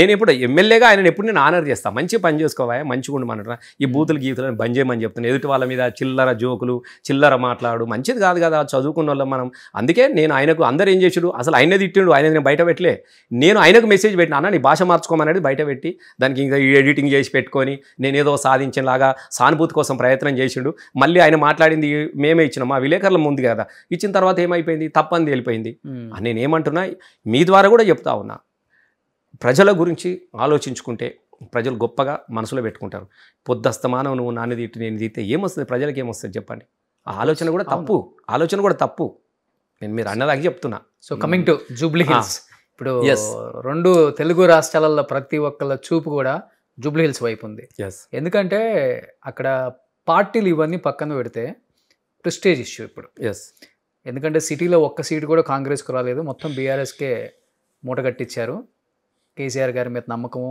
లేకపోతే డెవలప్మెంటు అన్ని రకాలుగా చూసుకుంటే ఇప్పుడు ఇక్కడ నిన్న నవీన్ యాదవ్ కూడా మాట్లాడాడు బీఆర్ఎస్ క్యాడర్ అనేది 1 వీక్లో లేకుండా చేస్తాను అనేది కూడా క్లియర్గా మాట్లాడారు అండ్ వాళ్ళ నాన్న కూడా మాట్లాడుతున్నారు నేను నోరు విప్పితే ఇంకొకలాగా ఉంటుంది కేసీఆర్ గురించి అండ్ కొంతమంది వ్యక్తులు కూడా మాట్లాడుతున్నారు ఆయన పార్టీ పెట్టినప్పుడు నేనే ఫస్ట్ ప్రచారానికి వెహికల్ ఇచ్చినాను కవిత పెళ్ళప్పుడు అంటే రకరకాలుగా వినపడుతూనే ఉన్నాయి మనకి ఏమర్థం అవుతుంది వాళ్ళేమో 50,000 నుంచి 70,000 మెజార్టీతో పక్క కాంగ్రెస్ జెండా ఎగరబోతుంది రేవంత్ రెడ్డికి గిఫ్ట్గా ఇవ్వబోతున్నాం జూబ్లీ హిల్స్ అంటున్నారు సో మీ పార్టీ వాళ్ళు ఇంతవరకు ఇంకా ప్రచారంలోకి అనుకునే పెద్దవాళ్ళు ఇంకా దిగలేదు ఏం జరగబోతుంది ఎవరు గెలవబోతున్నారు అసలు పార్టీ ఎజెండా ఏంటి మేము 100% జూబ్లీ హిల్స్లో బీఆర్ఎస్ జెండా మళ్ళీ ఎగురుతుంది మీకు ఇది రాసి పెట్టుకోరు నవీన్ యాదవ్ అనే వ్యక్తి గెలవక ముందే ఎవరిని లేకుండా చేస్తా అన్నాడు ఎవరిని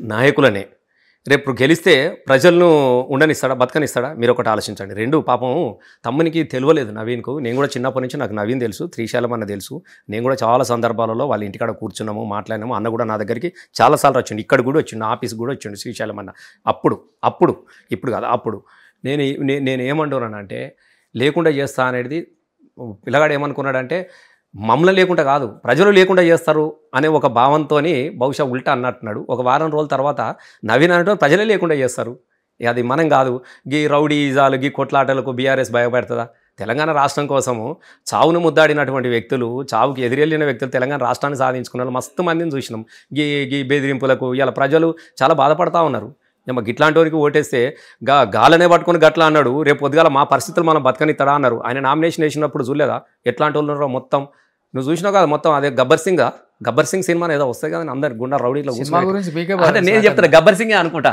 మొత్తం సేమ్ ఆ బ్యాచ్ అంతా దిగింది గబ్బర్ సింగ్ బ్యాచ్ దిగింది అక్కడ గబ్బర్ సింగ్ బ్యాచ్ దిగింది గట్లాంటి వాళ్ళు ఆయన కథ కాబట్టి ప్రజలు కూడా గమనిస్తారు చదువుకున్న వాళ్ళు విజ్ఞులు జూబ్లీహిల్స్లో అనామాకులు ఉండేటిదా మంచిగా ఉన్నోళ్ళు కదా అందరూ ఉన్నారు పెద్దోని నుంచి పేదోని దాకా ఉన్నారు ప్రతి వాళ్ళకి తెలుసు ఎవరు ఎట్లాంటి వాళ్ళు కాబట్టి అభద్రతతోని ఓడిపోతున్నాం అన్నటువంటి అక్కస్తో మాట్లాడినటువంటి మాటలు ఇంకోటి రౌడీజానికి గుండాయిజానికి ప్రజలు భయపడరు మీరు అది కూడా రాసి పెట్టుకోండి రౌడీజానికి గుండాయిజానికి భయపడడు నవీన్ చిన్నోడు తెలుసుకోవాలి విజ్ఞతతో ఉండాలి లీడర్షిప్ మార్చుకోవాలి ఏమున్నది ఎక్కడున్నది ఏం చేసిన మంచి వ్యక్తి అంటారు నేను అడుగుతున్నప్పుడు ఏం చేస్తే మంచి మొన్నటిదాకా ఎంఐఎం నుంచి పోటీ చేసిండ్రు గతంలో కాంగ్రెస్ కాదు కదా ఎంఐఎం నుంచి పోటీ చేసిండ్రు ఇప్పుడు మళ్ళీ వచ్చి కాంగ్రెస్ నుంచి చేస్తున్నాడు ఇప్పుడు దీనమ్మ అంటాడు ఇది ఓడిపోగానే దానమ్మ అంటాడు ఇప్పుడు నేను చెప్తున్నా ఏంటంటే పార్టీల అవకాశాల కోసం వచ్చేసి ఇదే ఆహా ఊహా అంటే ఐఐటి కాదు కదా ఇప్పుడు దానికి తోడు రేవంత్ రెడ్డి గారు మన సభ పెట్టిండు సినిమాలదని ఎవరు వచ్చారు జూనియర్ ఆర్టిస్టులను తీసుకొచ్చారు వాళ్ళు కూడా ఎంతమంది వచ్చారు తెలిసిపోయింది కదా ఆయన సభ తెలిసిపోయింది రేవంత్ రెడ్డికి ఎందుకు ఓటేస్తారు రోషన్ నాకు చెప్పు నువ్వేం చేసినావు అని చెప్తారు హైదరాబాద్లో నీ కంట్రిబ్యూషన్ ఏంది హైదరాబాద్లో నువ్వేం చేసినావు ఒక్కటి చెప్పు హైదరాబాద్లో భూములు అమ్మడమే తప్ప హైదరాబాద్లో ఇప్పటి వరకల్లా నువ్వు చేసిన అభివృద్ధి అంటే భూములను అమ్ముకోవడమే తప్ప నువ్వు ఒక్క పని చెప్పు నాకు సింగిల్ 2 సంవత్సరాల కాలంలో నువ్వు చేసిన ఒక్క సింగిల్ పని చెప్పు నాకు హైడ్రా తీసుకొచ్చారు కదా ఎస్ అదే కదా హైడ్రా తీసుకొచ్చినాడు బ్రహ్మాండంగా చూస్తున్నావు కదా హైడ్రా ఉంది బడా బాబుల ఇళ్లకు హైదరాబాద్ ఏం పూడికలు ఎక్కడ తీయాలి పొంగులేటి ఇల్లు ఊలబెట్టి పూడిక తీయవా అసోద్దీన్ పేరు పెట్టుకొని పెడతావా బుల్డోజర్ పంపిస్తావా వీళ్ళకి పంపిస్తావా ఇలా ఇప్పుడు రేవంత్ రెడ్డి తమ్ముందే ఉన్నది కాదు ఇక్కడ ఇల్లు నంబర్ వేసారు కదా మరి తీసిరా తిరుపతి రెడ్డిది పెద్దోళ్ళ దగ్గరికి ఓడు పేదోని ఇల్లు చేస్తాం కదా తీసేసి కాంప్రమైజ్ అయిపోయాడు మళ్ళీ అయిపోయింది కదా ఇట్లా తీసుడు అన్ని కాంప్రమైజ్ అయ్యి అన్ని రకాల అన్ని కాంప్రమైజ్లు అవుతాయి ఎందుకు కాదు ఆయన కావాల్సింది వస్తుంది అంతే నేనేమంటున్నా ఆయన కావాల్సినవి అన్నీ వస్తాడు దాన్ని చూపించినాడు మిగతా అన్ని సెట్ చేసుకున్నాడు ఇవాళ మీరు చెప్పరాదు హైదరాబాద్లో ఏ ఒక్కడు సంతోషంగా ఉన్నాడు చెప్పండి అభద్రత నిద్రపోతలేడు ఏ రంగు ఏదొస్తుందో తెలియదు పేదోళ్ళ బస్సులు అవునండి ఎప్పుడో తాత ముత్తలప్పటి నుంచి వచ్చి వీదాగా బడా ఎకరాల కొద్ది బిల్డింగ్లు కట్టుకునే స్తోమత లేదు వాడు ఏదో అప్పో చిట్టీలు వేసుకొని చిన్న ఇల్లు వేసుకుంటే పాపం ఏను ముత్త జాగా దొరికించుకొని వాడిని గూల కొడతావు రాత్రి రోడ్డు మీద పడేస్తావు ఎటు పోతారండి పిల్లలు చూడలేదా చంటి పిల్లలు పుస్తకాల కోసము పరిగెడుతుంటే కన్నీళ్ళు పెట్టిన దుఃఖం ప్రతి వాళ్ళు ఏడ్చిరు తింటున్న పెలం ఇట్లా తింటున్నాగానే ఇట్లా కొట్టెత్తే పెలంతో వెళ్ళిపోయింది గిన్నె మెతుకులు వెళ్ళిపోయినాయి అసలు నైజాం ఎట్లుంటుందో మనం చూడలే కానీ నయా నైజాంలో మాత్రం కాంగ్రెస్లో చూస్తున్నాం మనం ఇలా గీళ్ళకు ఓటేసే పరిస్థితి హైదరాబాద్ ఉన్నది హైదరాబాద్ బత్తదా చచ్చిపోతుంది హైదరాబాద్ విలవిల గోసెల్లదిస్తుంది హైదరాబాదు మీరు ఎక్కడన్నా చూడండి దయచేసి ఏ బస్సులకు అప్పుడు మంచుకున్నాం సార్ క్యావో సాబ్ అంటున్నారు నేను కూడా తిరుగుతున్నా కదా జూబ్లీహిల్స్లో నేను కూడా ఇన్ఛార్జ్గా ఉన్నా నేను కూడా చూస్తూ ఉన్నా చాలా నేను 100% చెప్తున్నా మాగంటి గోపినాథ్ కన్నా ఎక్కువ మెజార్టీతో సునీత గెలుస్తూ ఉన్నది మీరు రాసి పెట్టుకోండి ఇవ్వాలని నేను చెప్తున్నా అంతకన్నా ఎక్కువ మెజార్టీతో గెలుస్తూ ఉన్నది ప్రజలు అంత సానుకూలంగా ఉన్నారు అంత గొప్పగా చూస్తున్నారు కాబట్టే కదా రేవంత్ రెడ్డి అంటే ముఖ్యమంత్రి అనేటోడు 5 రోజులు తిరుగుతాడట బండ్లు వేసుకొని ఎందుకు తిరుగుతావు నీకు మంచి చక్కదనం లేదు కాబట్టి 5 రోజులు తిరుగుతా అని చెప్తున్నావు గల్లికి 2 మంత్రులను పెట్టిండు అసలు నాకు తెలిసి మనిషికి ఇంకొక మనిషిని పెట్టేటట్టు ఉన్నాడు ఇలా బలమేంది పైసలు తీసుకురావాలి అక్కడిక్కడ దోపిడీ చేసిన పైసలను తీసుకొచ్చాలి జూబ్లీహిల్స్లో వెయ్యాలి నేను పైసలు ఇస్తా నేను ఇది ఇస్తా రౌడీజన్ చేపిస్తా గుండాయిజన్ చేస్తా అని చెప్పేసి భ్రమలో ఉన్నాడు ఎందుకంటే ఇది పోతుంది అనుకో ఇది పోయేటట్టున్నది కదా ఒక హైదరాబాద్లో ఒక ఉప ఎన్నికలు గెలిపించుకోలేదు అనే పరిస్థితి ఉంటుంది కదా రేపు పొద్దుగాల కాబట్టి ఇలా ఆ పరిస్థితిలో ఉన్నాడు ఆయన వ్యక్తిగతంగా ఇలా కాంగ్రెస్కు ఇక్కడ కాదు తన సీటును ముఖ్యమంత్రి కుర్చీ నిలబడాలంటే ఇది గెలవాలన్న దానికి దగ్గరికి వచ్చిండు కాబట్టి తిరుగుతూ ఉన్నాడు ఒక పాలనలో సయోధ్య లేదు ఒకరికొకరు రిలేషన్స్ ఉన్నాయనండి ఒకరికొక పొద్దుగాలు అయితే ఈ మంత్రి దానిలో ఆయన పెడతాడు ఆయన దానిలో ఈయన పెడతాడు పొద్దుగాలు గివ్వే కొట్లాటలు తప్ప ఈ మంత్రుల కొట్లాటలు తప్ప ప్రజల గురించి ఆలోచించి క్యాబినెట్ నిర్ణయం తీసుకున్న పరిస్థితి ఇక్కడ ఉందా వీడు దోషిండు ఆ మంత్రి దోషిండు వాళ్ళకు కూడా తెలుసు ఇల్లు ఉండగానే దీపం ఉండగానే ఇల్లు చక్క పెట్టుకోవాలంటే ఇది మళ్ళీ వచ్చేది కాదు కాబట్టి ఎంత వీలైతే అంత దోచుకోవాలన్నటువంటి ఆలోచనతో ఉన్నది కాంగ్రెస్ ప్రభుత్వం వీళ్ళు కాంగ్రెస్ మంత్రులు కానీ కాంగ్రెస్ ఎమ్మెల్యేలు కానీ వాళ్ళ పాలన కానీ తప్ప ప్రజల గురించి ఆలోచించే పరిస్థితి లేదు అది ప్రజలు కూడా తెలిసిపోయింది కాబట్టి ఇలా జూబ్లీహిల్స్లో ఆ పద్ధతిలో వాళ్ళ వ్యవహారం ఉన్నది పార్టీ పరిస్థితి ఓకే సో థ్యాంక్ యూ రసమే Balakrishna thank you so much thank you మీకు కూడా ధన్యవాదాలు రోషన్ భాయ్ చాలా థ్యాంక్స్ చాలా విషయాలు మనం ప్రస్తావించుకున్నాము చాలా సంతోషం థ్యాంక్ యూ అండి థ్యాంక్ యూ సుమన్ టీవీలో మీ పర్సనల్ అండ్ బిజినెస్ ప్రమోషన్స్ కోసం కింది నెంబర్కి కాంటాక్ట్ చేయండి.